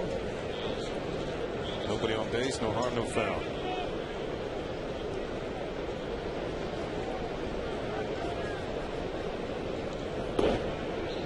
Meanwhile, as you mentioned, Michael, after the first inning here, Vargas has settled down. Hasn't given up a hit since the first inning. The Yankees had 4 of their runs and all 4 of the hits. Retired 10 in a row. Got the final out, striking out Austin Kearns looking in the first. Then 3 straight innings of 1, 2, 3.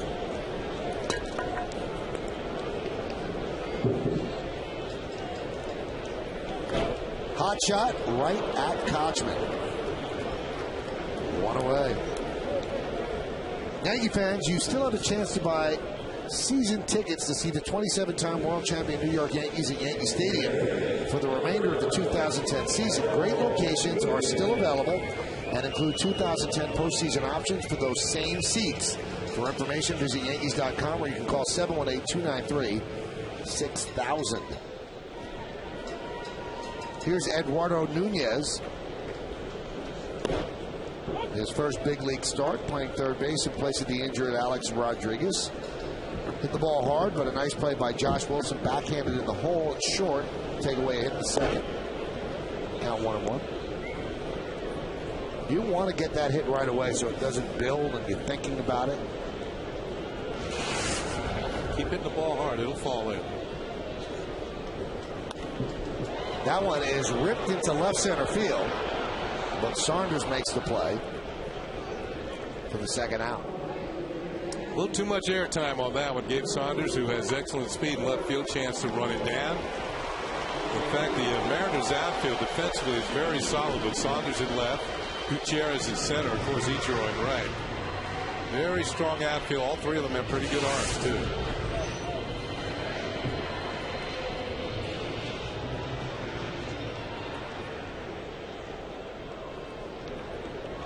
Jeter 1 for 2. Singled off the glove of Vargas in the first and then grounded to second in the second.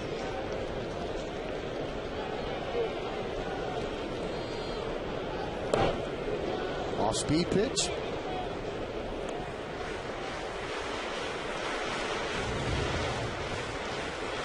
The way that Vargas changes speeds in the first inning, he struggled. It was almost as if he didn't have a feel for his off-speed pitch. But since then, he has got it under control, changing speeds well against the Yankee hitters.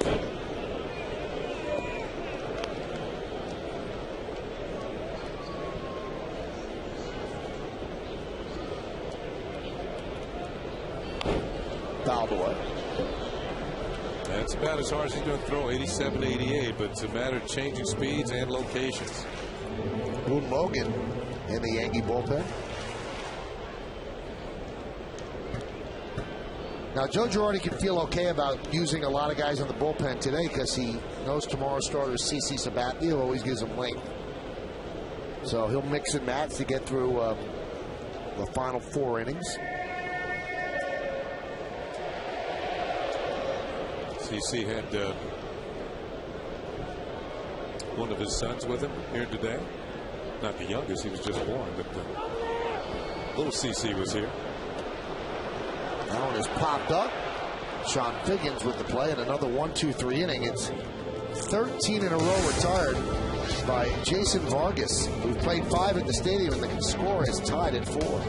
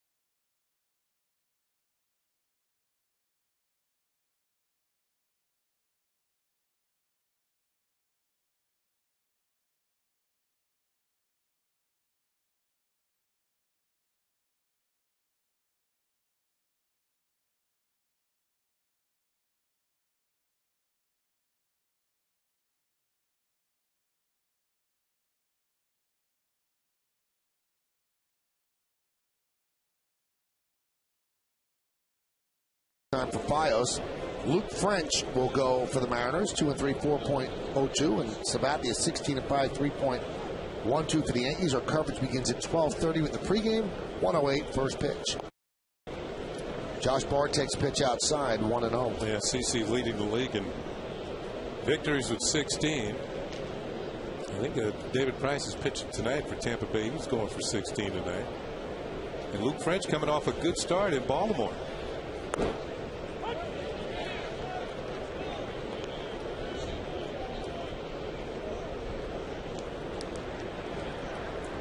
Lance Berkman on a conversation with Andy Pettit and CeCe.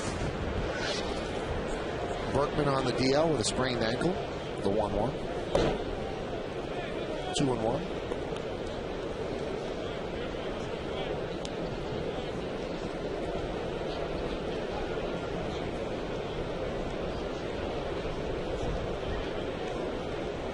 Godin threw 2 innings here last night. You would figure that Joe Girardi wouldn't press him much further than that. This is his 3rd inning of work here.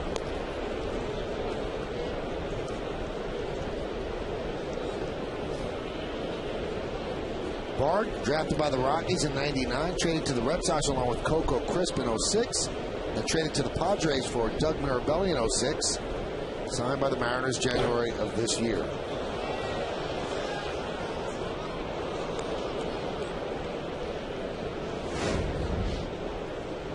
Let's take a look where this foul ball actually ends up. John Bruckner, a promotion guy, was just not very good. Ball ended up near Bruckner Boulevard.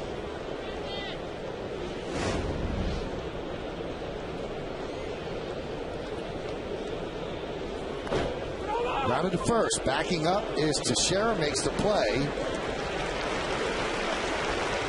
1 away. It's twice that Bard has now hit down to Teixeira with the pitcher covering. First it was Javier Vasquez in the 2nd inning. Because he had to back up, decides to take the pitcher covering, and Godin is there. Gets the correct hop, stays with it. Ball was hit fairly hard, and there's out number 1. He just makes the plays look easy. Here's Michael Saunders.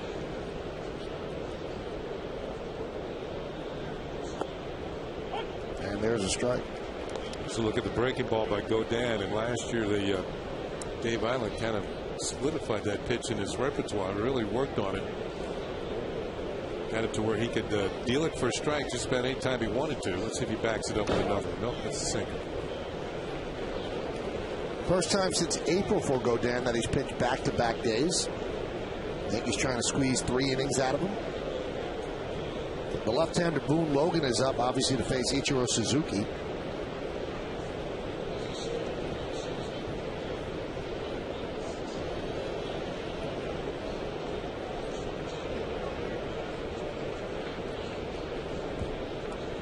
The 0-2. So that means that if Godin could get Saunders and Wilson, then they wouldn't have to go to Boone Logan until the 7th inning.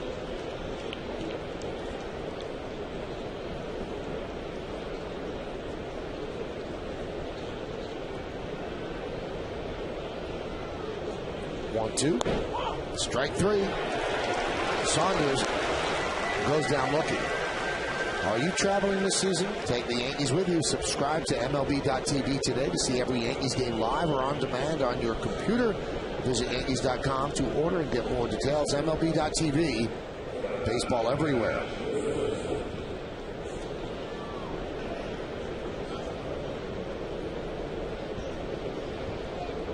Josh Wilson is 1 for 2.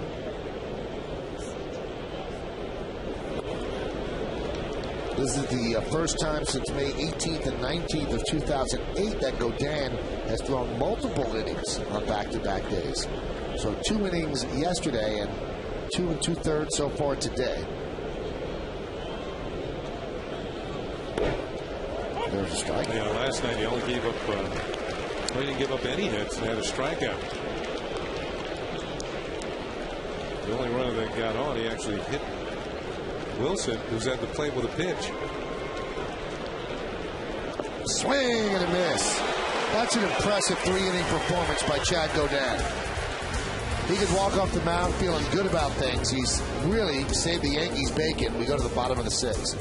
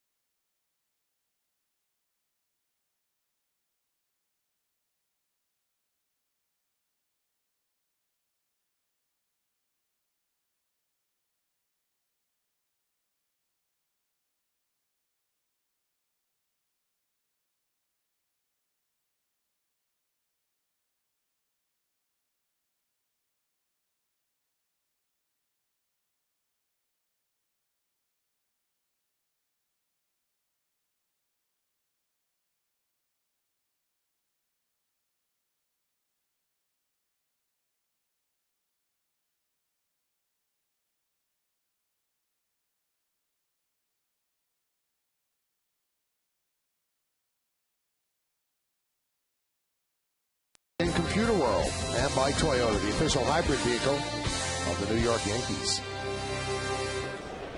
We go to the bottom of the 6th inning, and the game is knotted at 4. All the runs came in the first 3 innings. And Nick Swisher will lead off.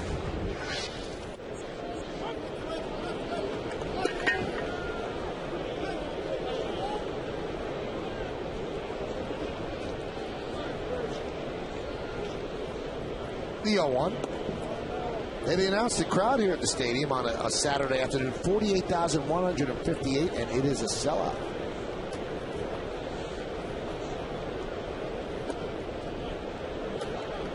Count 2-1. Crowds have been really big all year.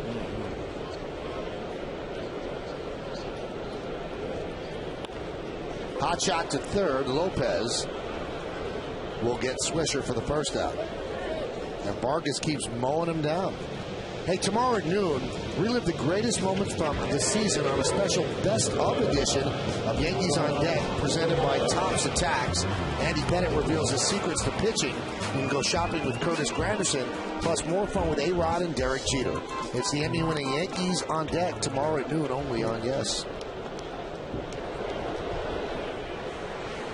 Mark Teixeira, count 0-1. 14 in a row for Vargas. Vargas threw 27 pitches in the first inning. And now in innings 2 through 5, he threw 39 total pitches. So, as Kenny said, he didn't have command in the first inning, but he certainly found it. 1-1. Shattered bat and a ground ball to Wilson. 2 outs. Yeah, there's that off-speed pitch we were talking about. He tries to get you to roll over to short to or third base. Does a good job of selling the changeup. In fact, he did such a good job that Teixeira's going to give up the bat and everything. Rolls it over to short to Wilson. And they're picking pieces of wood up all over the infield.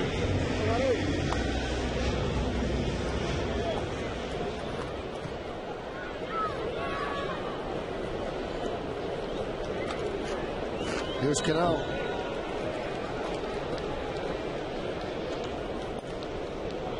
Checked his swing. Did he go? No, he did not.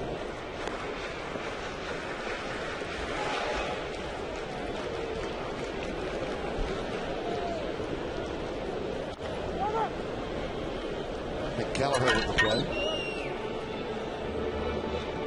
2 years, we've only seen one error from Nick.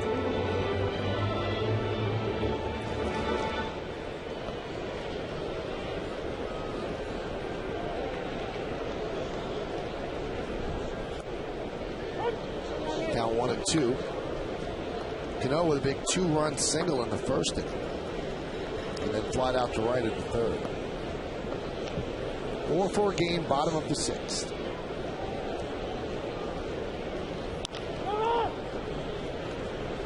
The Mariners play the fastest games in baseball. That means they don't have much patience offensively because their pitching isn't that great. 2 hours and 40 minutes and 9 seconds per game. Yeah, and it also means they don't score very much. It's in prolonged innings.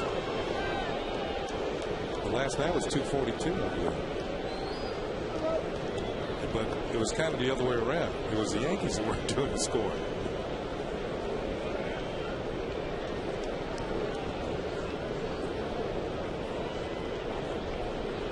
And the pitch.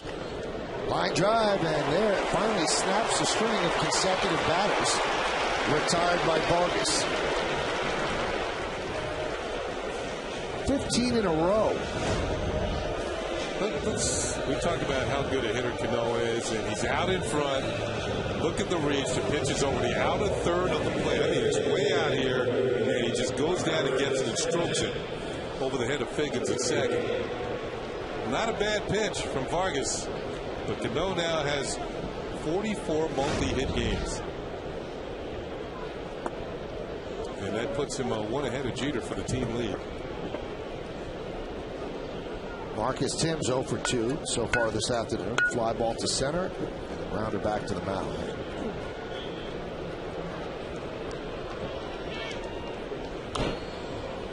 One and one.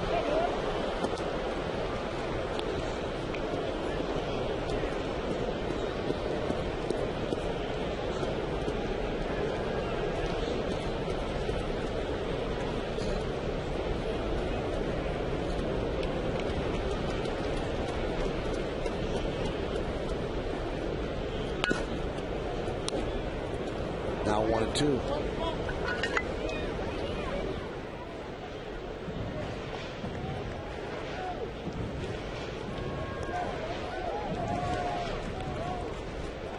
Timms came to the Yankees this spring, signed as a minor league free agent. A reputation being able to hit left-handers, and it's been well founded. Almost 340 against lefties this year.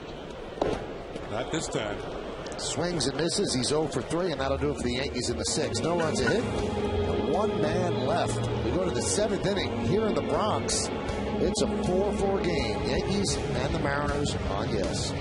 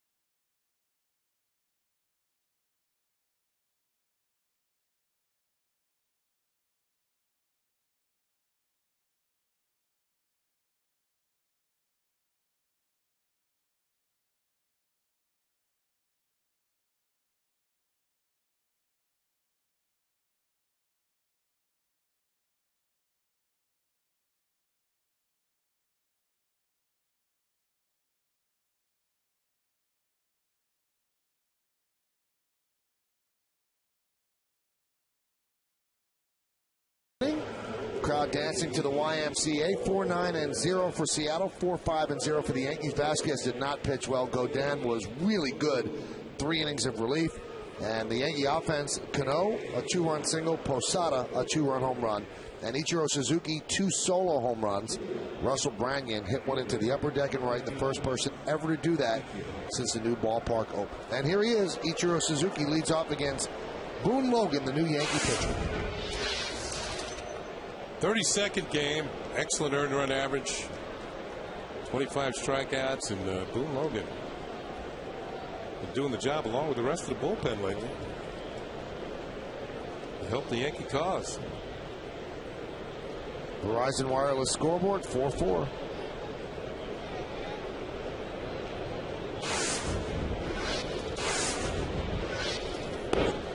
There's a strike. You wonder what a left-hander on the mound is. Ichiro takes a pitch, and a rookie third baseman.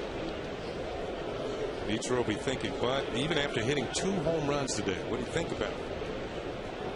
He tried to bunt his last time up, bunted foul, the 0-1.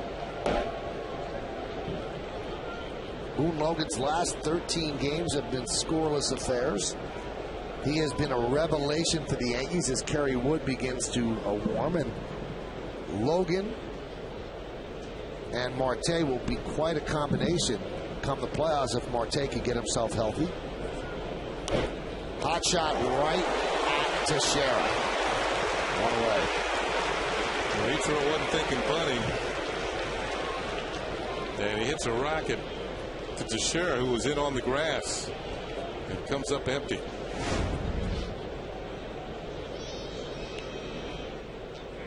Save and a beauty.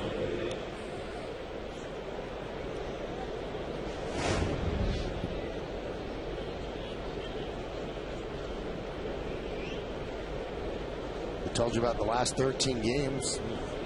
9-inning, 4-hit shutout. Sean Figgins drives one to right field deep. But Swisher has a beat on it. 2 away.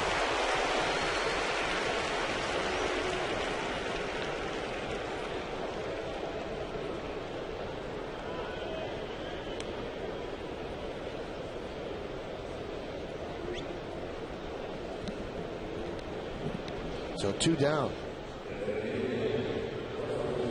And facing another left-handed hitter. That's why Logan was in here this inning. 2 of the 3 hitters, lefties.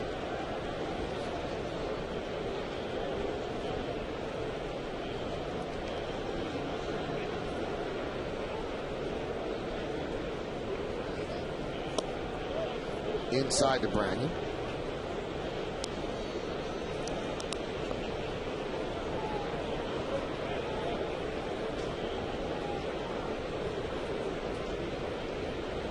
Defense shifting a bit to the right. Interesting. Granderson playing a few steps towards left center. Off speed pitch. Branyan swings through. The big gap is in right center field between Swisher and Granderson. You can see Swisher well off the line. You're playing Branyan. I wouldn't say to hit the ball the other way, but power to center field, and they got him played just correctly. All he has to do is come in a bit, but Austin Kearns cuts in front, makes the play for the final out of a 1-2-3 inning. So the Yankee relievers have done a good job. Boone Logan retires Seattle on just 7 pitches at the end of 6.5. Time for the 7th inning stretch here at the stadium. Yankees and the Mariners tied at 4, but we'll stay where we are to honor America in the Bronx. As we remember the servicemen and women who are serving our country at home and around the globe. Thank you. Now, Kate Smith's rendition of God Bless America.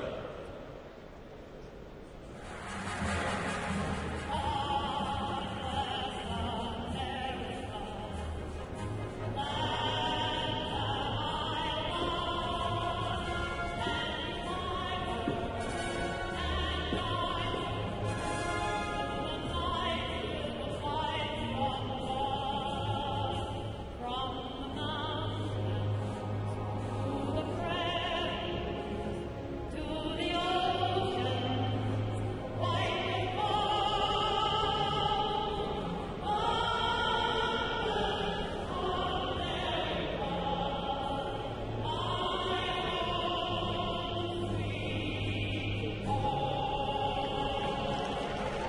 boys, come on. And now, ladies and gentlemen, we invite you to join in. Sing along.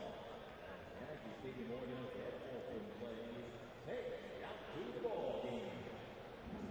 Okay.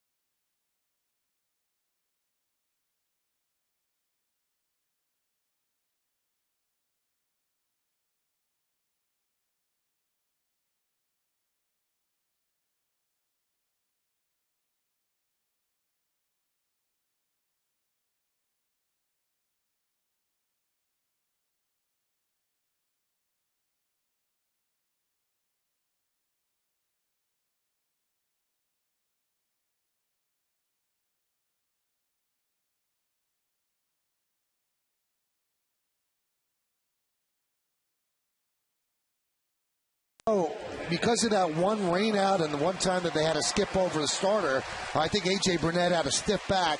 They're in a situation with Burnett and Vasquez back to back. Is there any way they could split them so that they don't have to suffer through a bullpen getting burned out?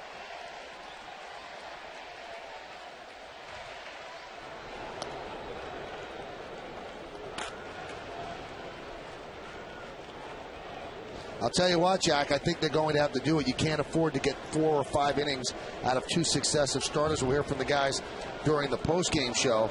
But Kenny, it's not fair to ask your bullpen to get 10 innings over 2 days. It's very, very true. But this has been the first off day in a long time for the Yankees. Yep. And that's the reason why they had to keep the rotation intact, at least until this point when they get to Chicago and see if they want to make changes.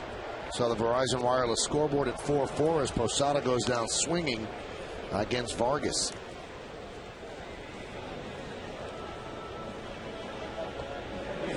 Well, CC will pitch tomorrow, so that means on normal rest he could pitch on Friday.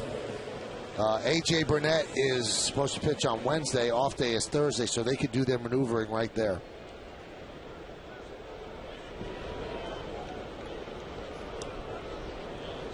There's a changeup swung on a miss by Kearns, who was struck out twice against Vargas. Yeah, Kearns came in today with a 9-game hitting streak, and that was in somewhat sporadic play, but he's been getting his hits lately, that's for sure. Good swings, good lengthy at bats. Well, as a Yankee, Kenny, 12 for 36, so you can't ask for much better than that. That's a 333 average. You know, and I think he got off to a slow start. He was feeling, you know, it takes a while to feel comfortable within a new clubhouse. Line into right field, it's a base hit. 10 games. Well, as the playoff race heats up, you don't want to miss a single episode of WB Mason Presents the Joe Girardi Show. Tomorrow after the game, get the inside scoop straight from the skipper as he discusses the health of the team and then looks ahead to next week's American League East matchup with the Blue Jays. It's the Joe Girardi Show, new tomorrow at 5, only on Yes. I might even ask him about a possible rotation change. Who's Curtis Granderson? Would that be your first question? Or? Oh, no. First one would be, how you doing? How you doing? Yeah.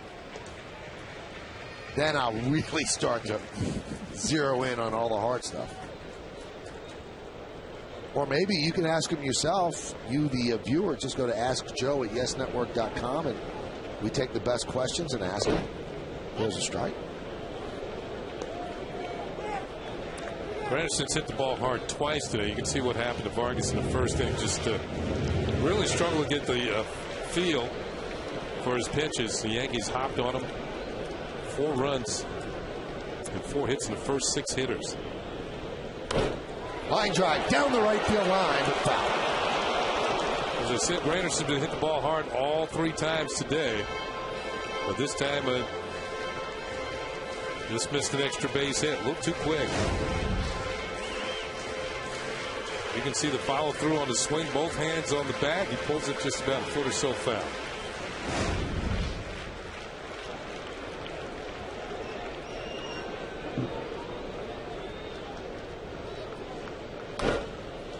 Rounded foul.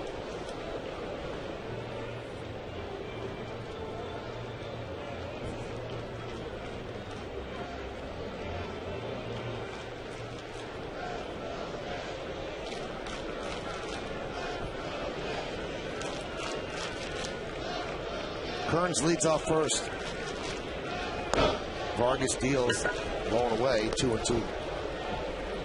Granderson's 0 for 2. 10 for his last 34, 6 for his last 17.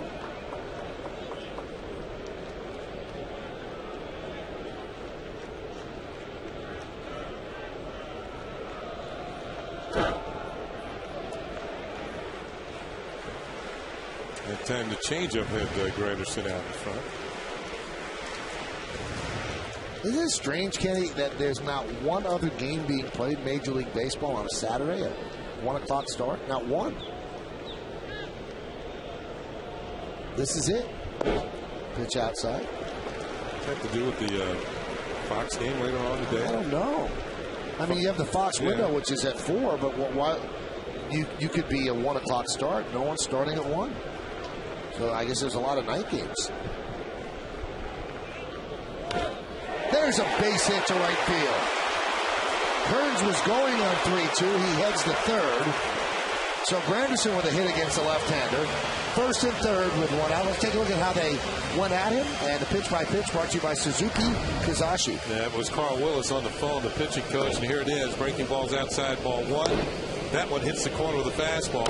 Breaking ball, pull foul. Watch the swings by Granderson. He's out in front 3 different times. Can't keep the ball fair. Hit it hard all 3 times. Finally, gets what he can handle and rips it into right field with a base hit. And with Kearns on the move on the 3-2 pitch, the Yankees are in business. First and third, and 1 out. And here is the rookie Eduardo Nunez, and here comes Willis as he will go out and talk with Jason Vargas. Kenny mentioned last night Willis was the pitching coach with the Indians when Cliff Lee and CC Sabathia won their Cy Young Awards. And you see Jamie Wright, one of 5 left-handers in the Mariner bullpen getting ready. They carry 5 right-handers, 5 righties and 2 lefties. Little pep talk for Vargas. Team meeting on the mound. Mariners have to watch for a squeeze. Nunez handles the bat very, very well. Still looking for his first big league hit. And you see Rob Thompson actually talk to Austin Kearns at third.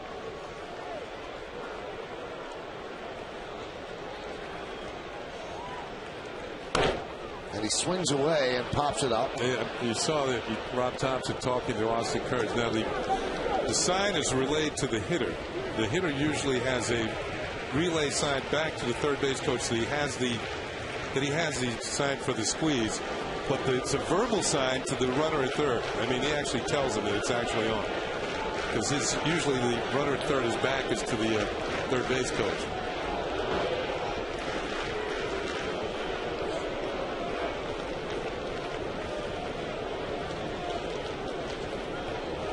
That's a resume on Eduardo. Santo Domingo, signed by the Yankees in 04. International League All-Star this year. So he's got the cred, the 01.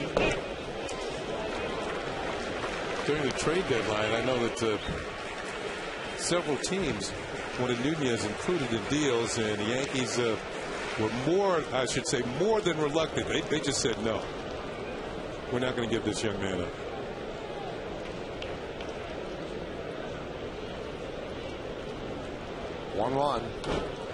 There's a base hit, his first big league hit, and it's an RBI single, and it gives the Yankees a 5-4 lead.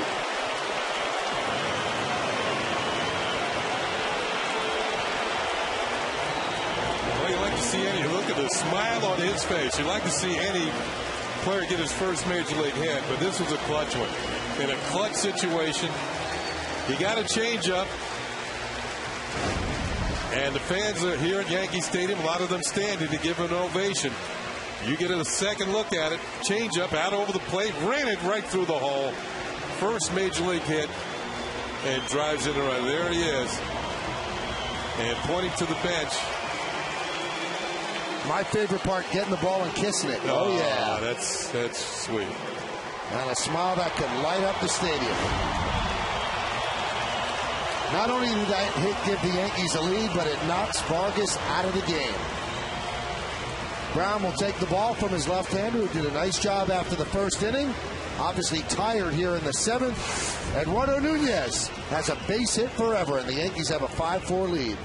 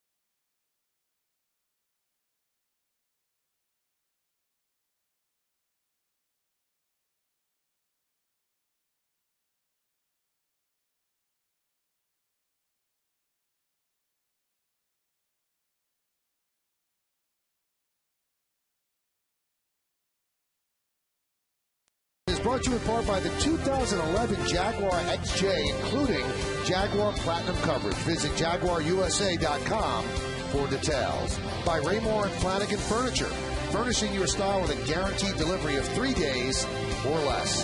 And by the 2010 Honda Clearance. It's the only thing from Honda that will last.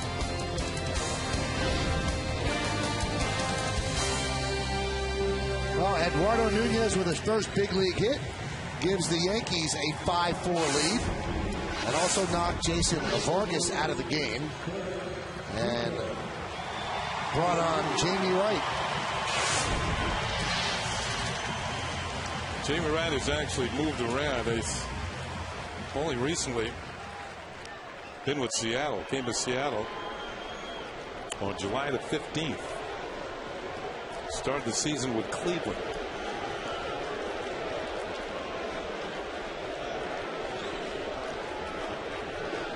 Derek Jeter 1 for 3 this afternoon. Yankees trailed 2-0. They led 4-2. It's been 4-4 since the top of the third, and now they take the lead in the bottom of the seventh. And a strike to Derek Jeter. If Wright doesn't pay enough attention to Granderson, and you watch Nunez at first, he has to keep an eye on Granderson as well. If Granderson feels he has the jump, he might take off the third with one out here. Watch Wright's delivery. Usually the tall pitchers have takes them a little while to get at the home plate. And they're giving him a lead because Figgins will check him. But then, well before the ball is delivered, he starts to move to the left. Yeah, he just gave Figgins just gave Wright a series of signs. Just keep an eye on him.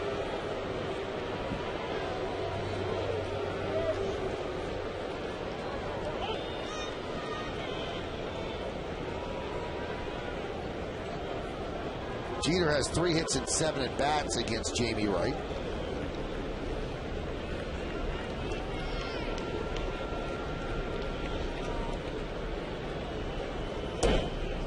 which is outside.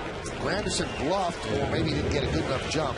It was a false start, and you know he's thinking about it. Watch him say he thought about it, and I didn't think he had to jump and held up. If you don't feel it, that's an experienced base runner. You don't feel it, you don't go. Kenny, I would think that that's not a great thing for a batter to see. No, you're right. You don't want like all that jumping around when you're trying to find a 90-mile-an-hour baseball. The 2-1. 3-1.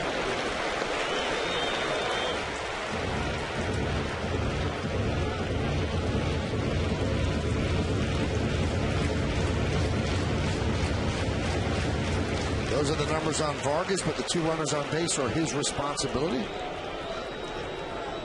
To 100 pitches in 6 1/3. Yankees lead 5-4 in the bottom of the 7th. Granderson goes, and that one is punched to right field for a base hit. Granderson scores. Nunez moves to third. It's an RBI single for Jeter, and the Yankees lead 6-4.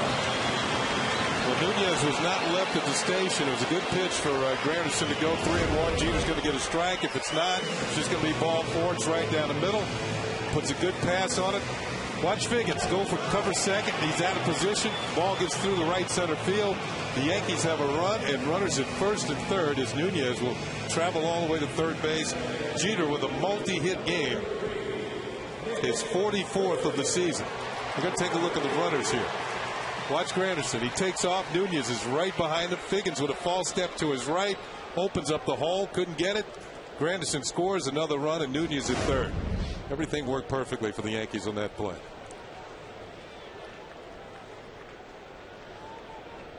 There's Nick Swisher. First time batting as a left-hander today.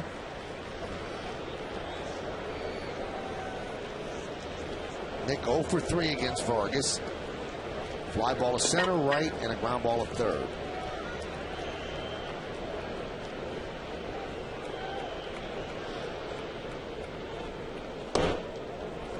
Count 2-0. Second straight hitter, right, has come out of the bullpen and fallen behind in the count. Gives Swisher a chance to pick and choose here. Look for a fastball and at least hit a lengthy fly ball. Count 2-0. Now 3-0. And Bard wants to talk with Jamie Wright. He's really pitching himself into trouble with Mark Teixeira on deck. This copyrighted telecast is presented by authority of the New York Yankees and may not be reproduced or retransmitted in any form. And the accounts and descriptions of this game may not be disseminated without the express written consent of the New York Yankees. Yeah, one thing you're seeing from Seattle right now is their bullpen has not been particularly good this year.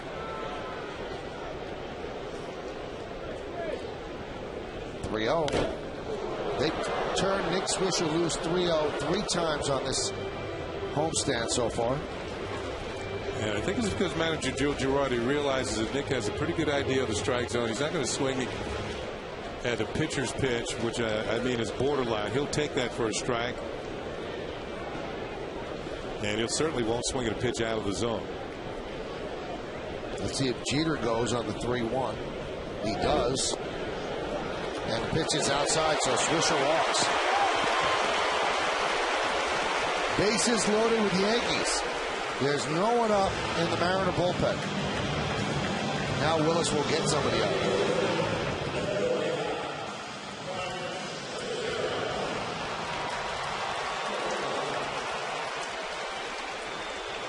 And a lot of times when a pitcher walks a batter to load the bases, the hitter that comes to the plate, the first pitch is the key pitch of the at bat.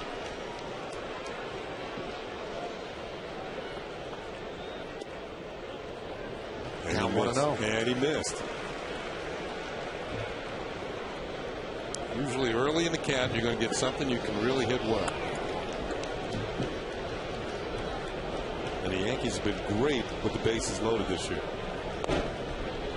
Kenny mentioned Seattle's bullpen. They're 21st in the majors with a 4.33 ERA. That's the sheriff. That is a grand slam against the Mets in interleague play. The 2-0. No place to put Mark Teixeira. And Cano on deck. Well, he green-lighted Swisher. You think he green-lights Teixeira? I would guess he would. Bases loaded with the Yankees.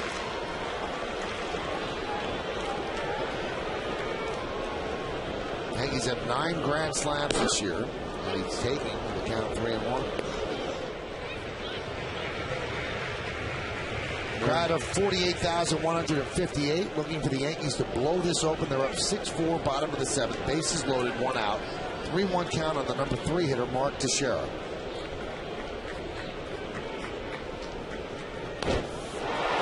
Line to right field. Suzuki makes the catch. Tagging is Nunez. He'll score. Moving to third is Jeter. It's a soft fly for Teixeira. And the Yankees now lead 7-4.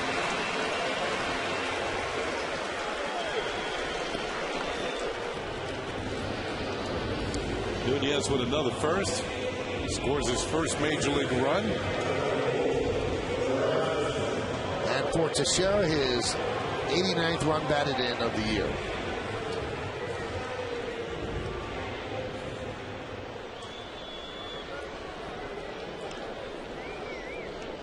And here's Robinson Cano, who was 2 for 3.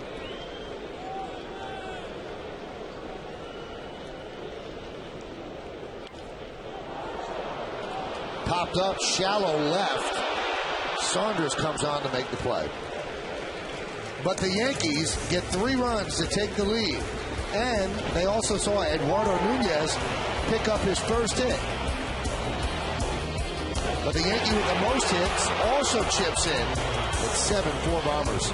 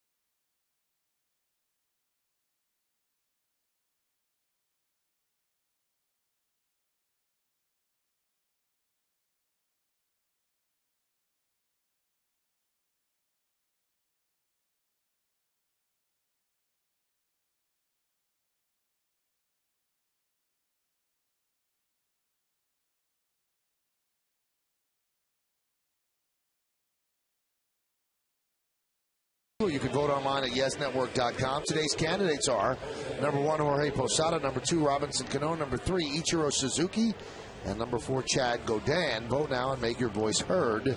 Standard text messaging rates, of course, apply. Ramiro Pena takes over for Nunez at third. The new pitcher is David Robertson. And there's a new left fielder. Gardner takes over for Austin Kearns. And Robertson deals a strike.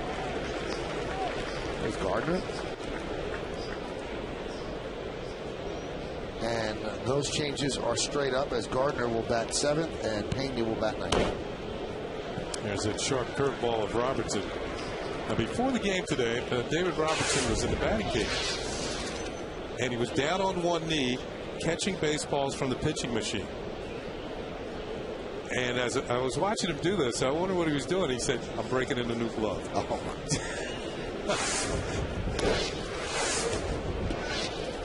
So pitch after pitch, down on one knee near the home plate area in the batting cage. He's breaking in a new glove. Just catching it, tossing the ball aside. Next one, catch it, breaking in a glove. Put down. And Lopez gets plunked. So not the way you want to start off an inning if you're David Robertson. The Yankee bullpen has been splendid today. Chad Godin, 3 scoreless innings. Boone Logan, who's up for the victory, a scoreless inning, and Lopez gets plunked there. Yeah, right near the back of the armpit there. And trying to get out of the way, not quick enough. Robertson obviously has assumed the role of 8th inning bridge to Mariano Rivera. In his last 18 games, he's just taken the role and run with it. 17 and 2/3 innings, 8 hits, no runs, 9 walks, and 22 strikeouts. Here's Franklin Gutierrez.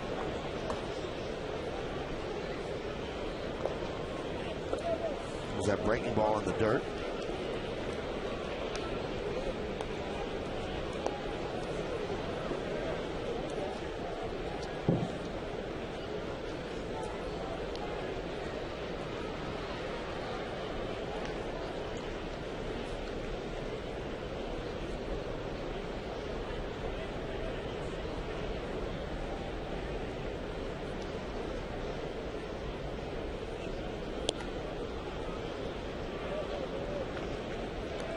Robertson started off slowly the first 2 months of the season, a 7.31 ERA, but since June, 1.61.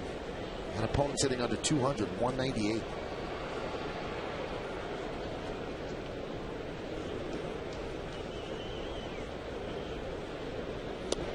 There's a strike. When there are men on base, Robertson remains effective. Opponents at 230 against him with runners on base as he works out of the stretch.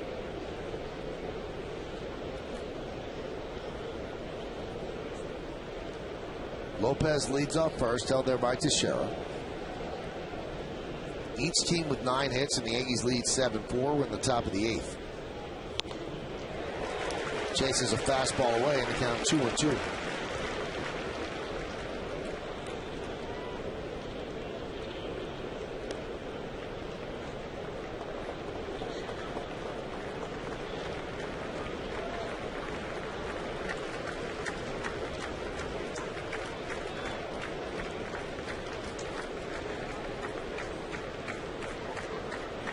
The pitch missed outside.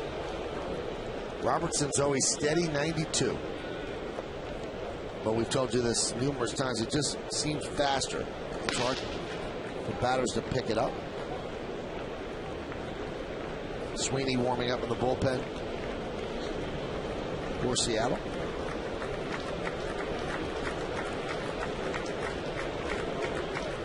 Three-two. He struck him out.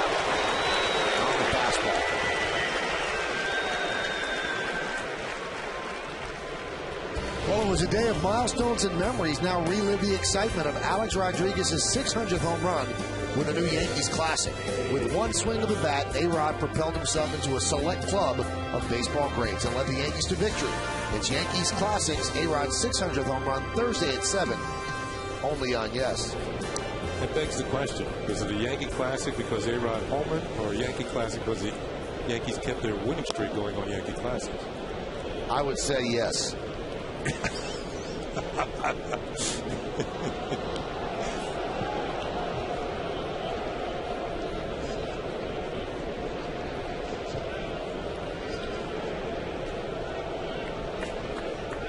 little bit of both, right? I would say it's the home run king. Oh, yeah. Of course. Because the Yankees, for some reason, always get up for playing on Yankees Classic, and they always seem to win.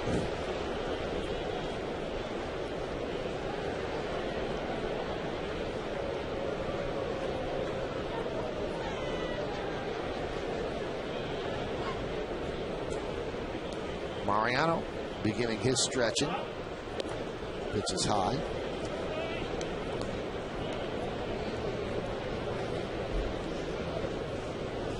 Robertson not with the pinpoint control he usually has. I mean, he'll walk a batter now and then, but he's kind of all over the place. Still throwing enough strikes to be effective. And now the count 3-1.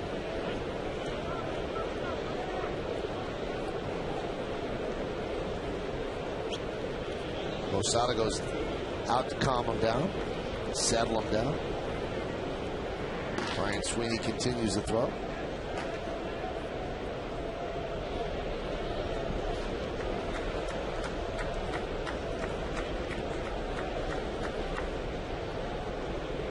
The 3-1 pitch. Strike. You know, I'm watching Mariano go through his gyrations as he prepares to start throwing in the bullpen, and he starts to throw light. Now, you notice a lot of kids, they emulate their favorite players, and they know exactly how they swing the bat, how they set up. I wonder if there's youngsters, emulate Mariano, the way he does his stretching exercises and gets himself ready to pitch. That one has popped up shallow left. Long run for Gardner. He can't make the play.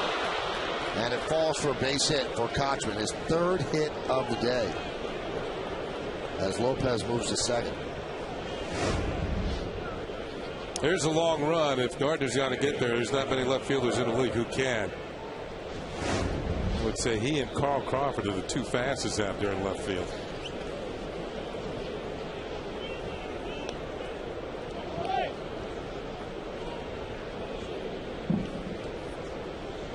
There's Josh Bard. Josh 0 for 2 with 2 ground balls to first, sandwiched around a walk. First and second one out. Robertson's last outing was Wednesday against the Tigers. 1 inning, 18 pitches, no runs, no hits, no strikeouts either, no walks. Strike.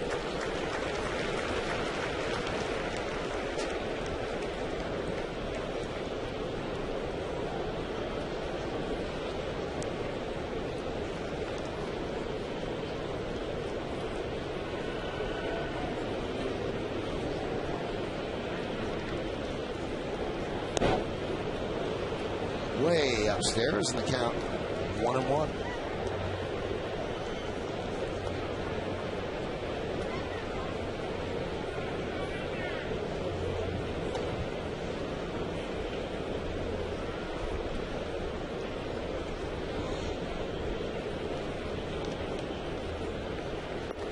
Breaking ball for a strike.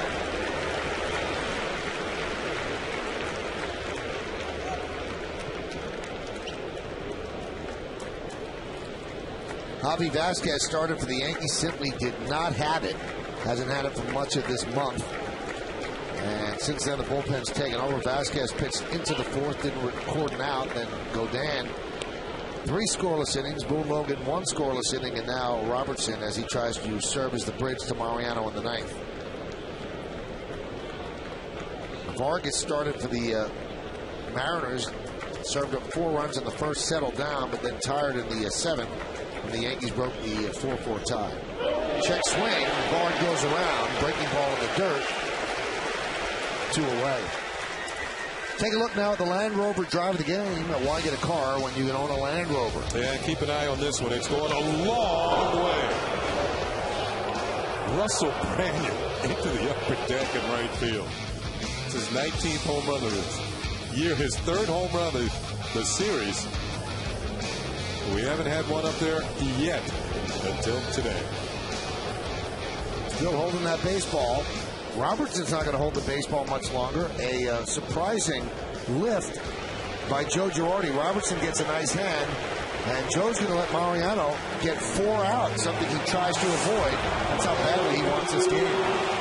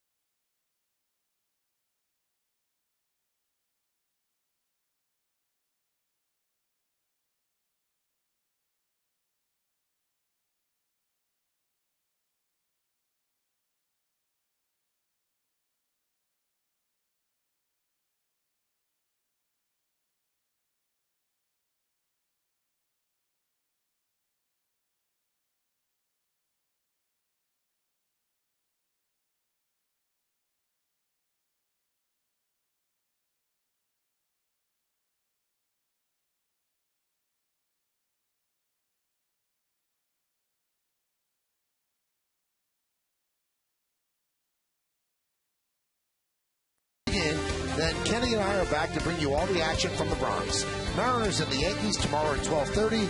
It is only on Yes. Well, they're going to ask Mariano Rivera to do something that he has not done all year, and that's record more than a 3-out save. He has 24 saves. All of them have been an inning in length. And that's the same deal with the Mariners closer, David Ardsma. 24 saves, all 1 inning in length. So they're going to ask Mo to get 4, as Robertson hit a batter, served up a single, and got 2 outs. And Joe Girardi has said over and over he does not want to push Mo to pitch more than an inning, but for some reason he's doing it on this Saturday afternoon in the Bronx. There's Michael Saunders. Saunders 0 for 3 with 2 strikeouts and fly ball to right. Pitch inside.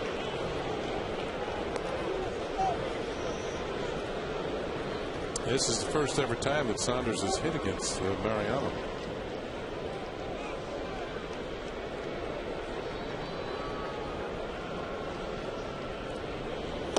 Swing and a miss. Since May 25th, Mariano has pitched in 31 games. How many innings? 31 innings. 16 hits, 2 runs, 4 walks, and 26 Ks. Should amend that. Saunders is 0 for 1 in his career against Mariano. He has hit against him. 1-1. 2-1. Now, Joe Girardi's greatest hope is that this isn't a long at bat, and then Mo has to come out for the 9th inning. Here's the 4th pitch of the at bat. 2-1 to Saunders. Misses inside, 3-1.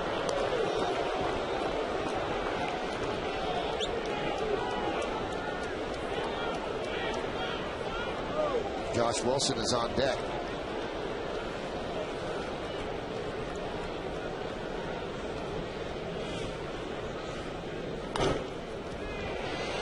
Three and two.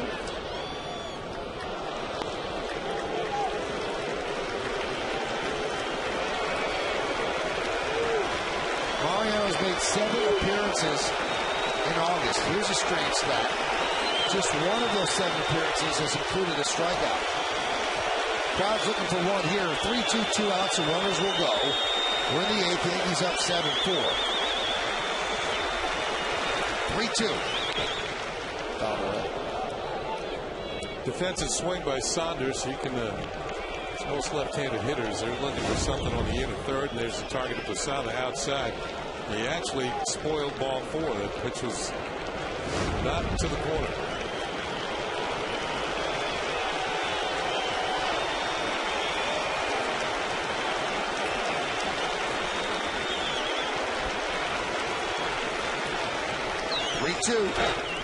Popped up. Teixeira called off by Cano, who makes the play. And Rivera gets the final out of the 8th. No runs ahead. 2 men left. We go to the bottom of the 8th. Yankees are up by 3.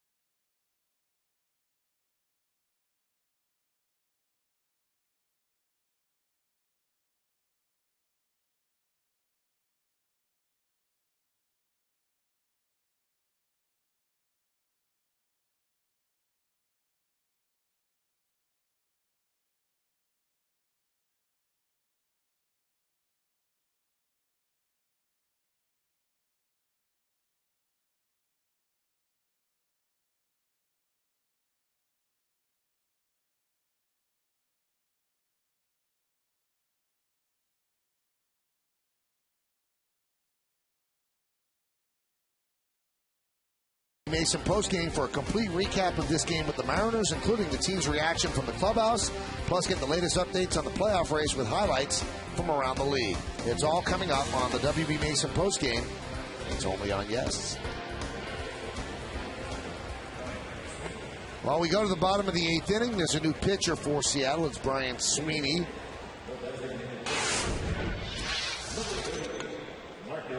Sweeney, another one of the players that has spent some time at AAA Tacoma. He was signed as a minor league free agent and record of 1-1, and got good control. Only 2 walks in 23 innings, so he gets the ball over the plate. And Marcus Timms, 0 for 3, swings and misses.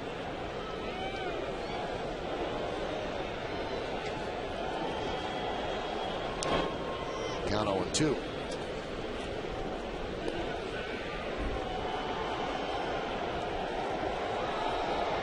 Got to be special for Sweeney to be standing on the mound here at the stadium. He was not in the majors in 07, 08, or 09.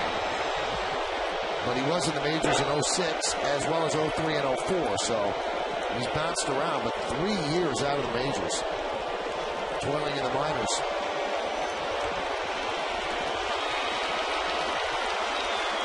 One, 2. And Brian Sweeney.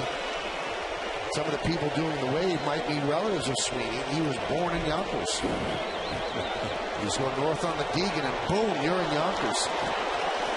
The 2-2. High pop-up.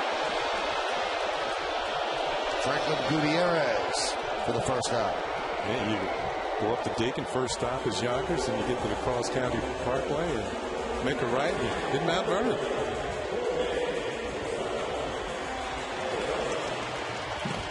Made that trip many times.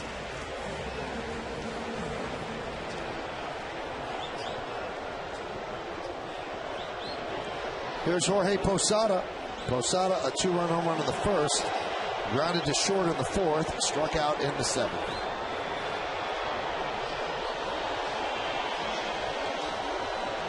It'll be 9-1-2 for Seattle in the 9th inning against Rivera. Not 1-0. We haven't seen the wave in quite a while here at the stadium.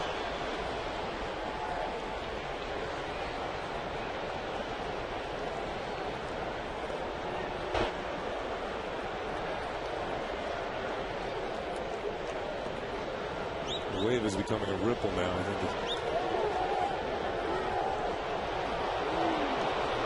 looks like the bleacher fans are into it more than the others.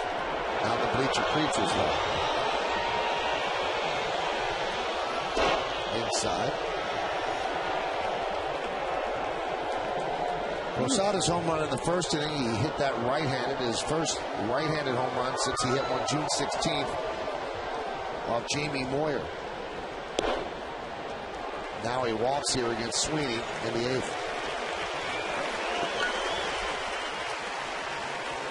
As you can see, the bleacher creatures, some of them did stand up. Wow. But for the most part, they don't. They protest it. They usually boo people that do it. Yeah, the wave was a 70s thing? Did it start in the 70s? Is it that old? Or 80s? I'm not sure. Started on the West Coast, I think. Here's Brett Gardner, his first at bat. There's a strike. I love the people, though, that take such offense to it. I mean, what's the problem? If people want to have fun and that's the way they do it, big deal. It's almost like a form of the 7th inning stretch. That one is looped into left field. That's going to dunk in for a hit.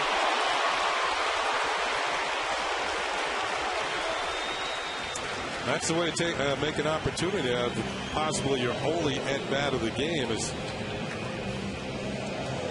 Brett Gardner.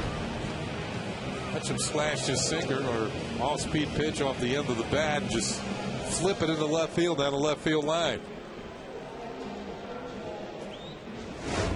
Brett had struggled this homestand. Before that, 3 for 17. So he'll take a little bloop hit every now and then, turn things around. There's Curtis Granderson. He was a big part of the Yankees' 3-run rally in the 7th with a single to right field off of Jason Vargas.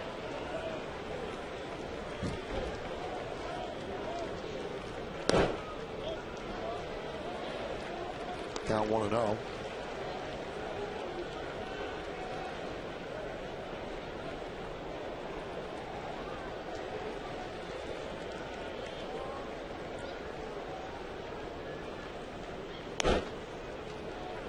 Two and 0.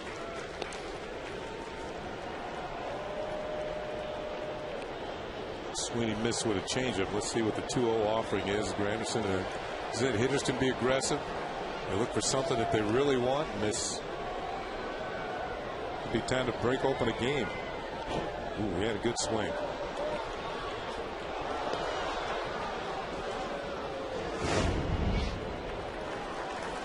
Good swing on a pitch. It was about belt high.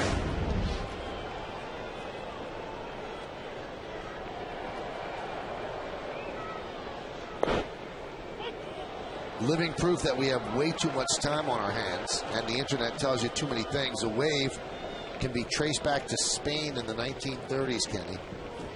Moises Garcia invented the wave at the bullfighting arena Plaza de Toros de Santander. All by himself he invented it? Well, it must have been a very small wave.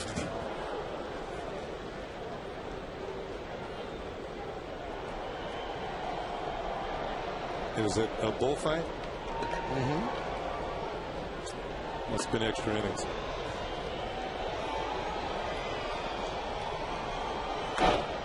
Hot shot to first, and it's off of Kochman and trickles into right field.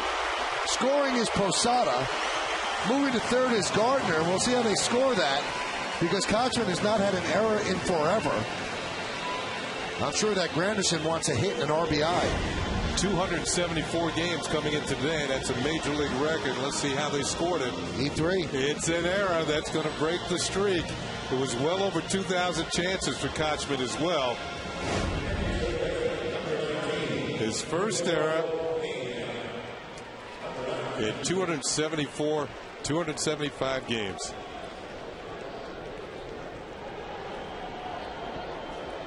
So a guy who is a great fielder and doesn't hit well has 3 hits today and made an error. So now it's 8-4 Yankees. Gardner's at third. Granderson is at first. And here is Ramiro Pena's first at bat. There's a strike.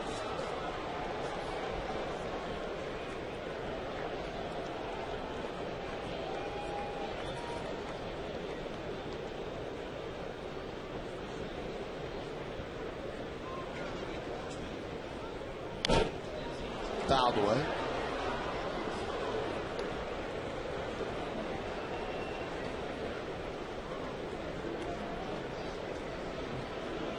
So that 274 game errorless streak, major league record, broke the mark previously held by Kevin Youkilis. So we'd see a little history here with an E3, hard hit E3. Not an easy play, but certainly one that Kochman most always makes. His last error came on June 20th, 2008, and it was at Philadelphia.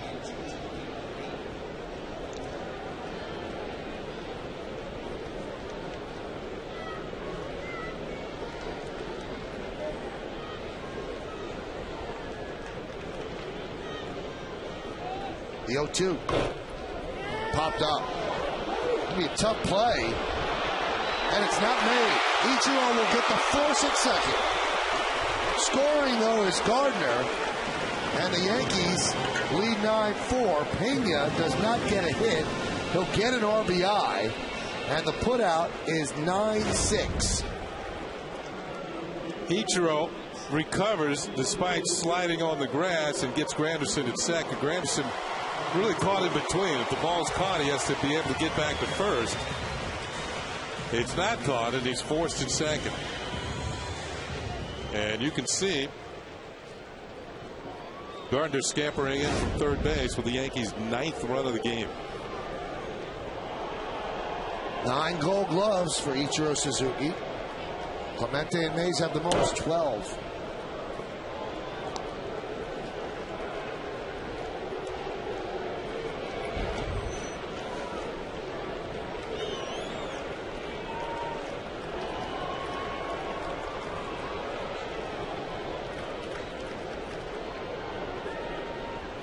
Jeter grounds one sharply to short. Wilson goes the short way, and that will do it for the final out of the 8th. But the Yankees get 2 runs, 1 hit, 1 error, and 1 man left. We go to the 9th.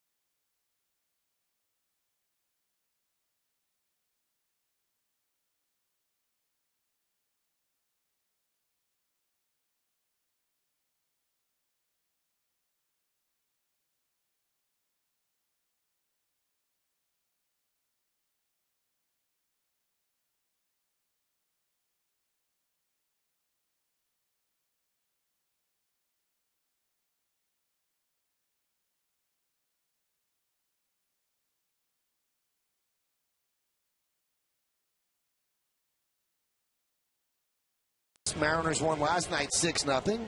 And Mariano Rivera, who got the final out of the 8th, will try to get these 3 outs in the 9th, pick up the save, and move on to tomorrow. Each team with 10 hits. Josh Wilson will start it off.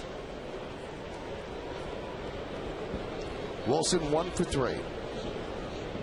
The Yankees hold on. The winner will be Boone Logan. Pitch inside. Mariano is seeking his first 4-out regular season save since August 4th of last year.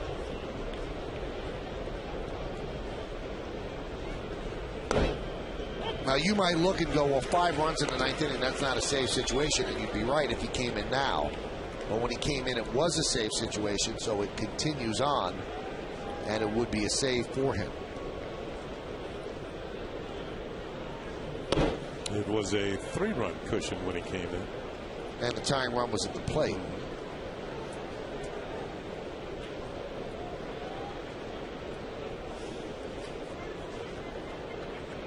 And the Yankees with 5 runs in the previous 2 innings combined, and they broke open a 4-4 game, and now it's 9-4 Yanks.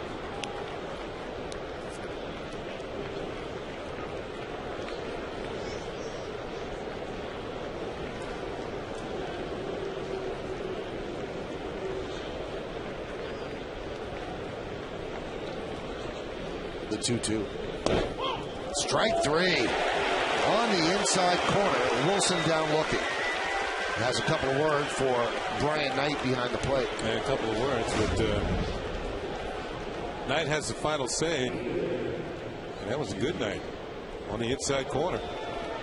Call strike 3. Yep, clipped it. Here's Ichiro Suzuki. He homered his first 2 times up.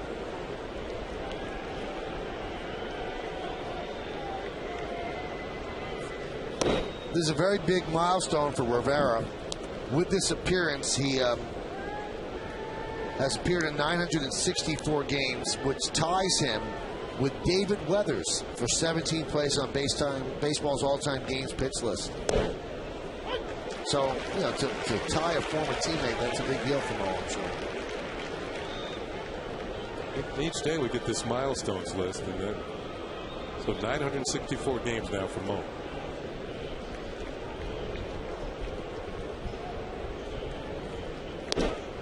I'm kind of like kidding, but I'm amazed that David Weathers is 17th on the all-time list.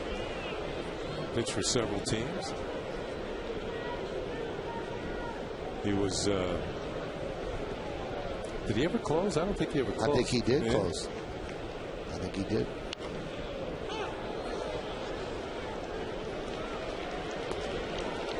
And he pitched for a long time. I love this matchup. 3 for 11. These two guys are going to the Hall of Fame.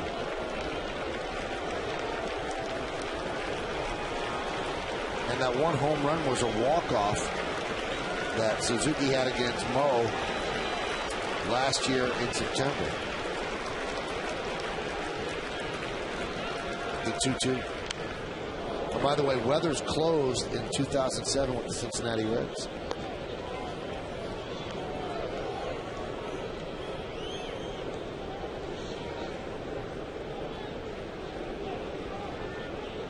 Weathers pitched from 91 to 09 and had 75 saves in his career.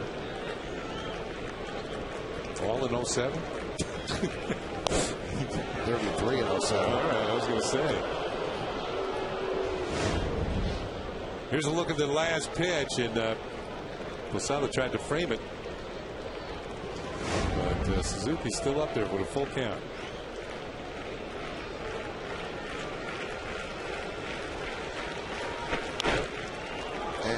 Ichiro Suzuki wins the battle with a single off of Mo. 3-hit day. He is some player. Yeah, he is. And get the feeling there's nothing he can't handle if you get it up there anywhere near the plate. I'm not so sure this was a strike. Looked like it might have been a little high, but he chopped down on it, ran it into left field. Target's low and in. The pitch, well, a little higher. It was in. It had the plate. Kind of pushed it into left field. With Sean Figgins, they do not hold on Suzuki. He will go to second on defensive indifference. The first pitch is a strike.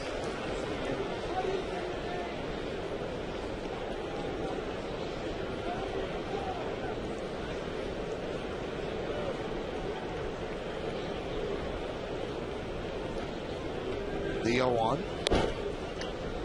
1-1. Well, they're not letting Mo off easy. 21 pitches so far. 3-hit game for Suzuki in the 211th such game of his career. So there's about 600 hits right there.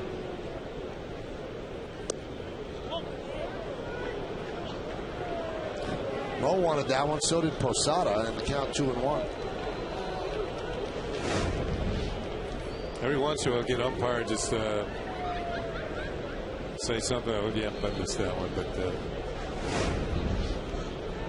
every once in a while.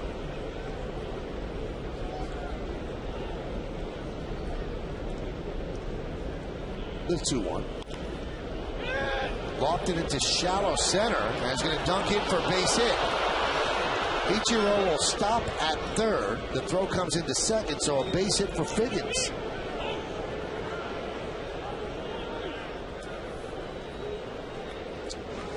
Posada's going to come out and settle down Mo here, and then once again a pitch that's not hit well, but it dunks in there. Mariano's cutter getting in on Sean Figgins, loops it in for the hit. It's his first hit of the day. Ball took a weird hop. And plus, we've seen several of the outfielders slip and fall today. It's almost as if the some sort of maybe dew on the grass or whatever. We saw it back in the first inning with both Swisher and Grammerson. Once they tried to stop, they lost their footing. There's Russell Branyan in the first inning. He hit a home run, the likes of which we have yet to see here at Yankee Stadium, or we had not yet seen a home run into the upper deck in right field. Foul back. Just a monstrous, prodigious blast. And that gentleman caught it. He's been holding it the whole game, but he probably put it in that bag. He got those seats, never thought he'd get a souvenir, and he did. The 0-1. 0-2.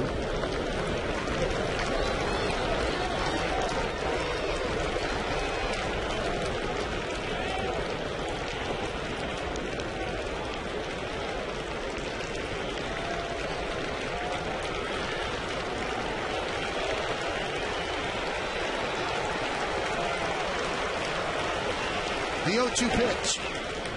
Grounded to third. Pena gets the force at second. Scoring is Suzuki.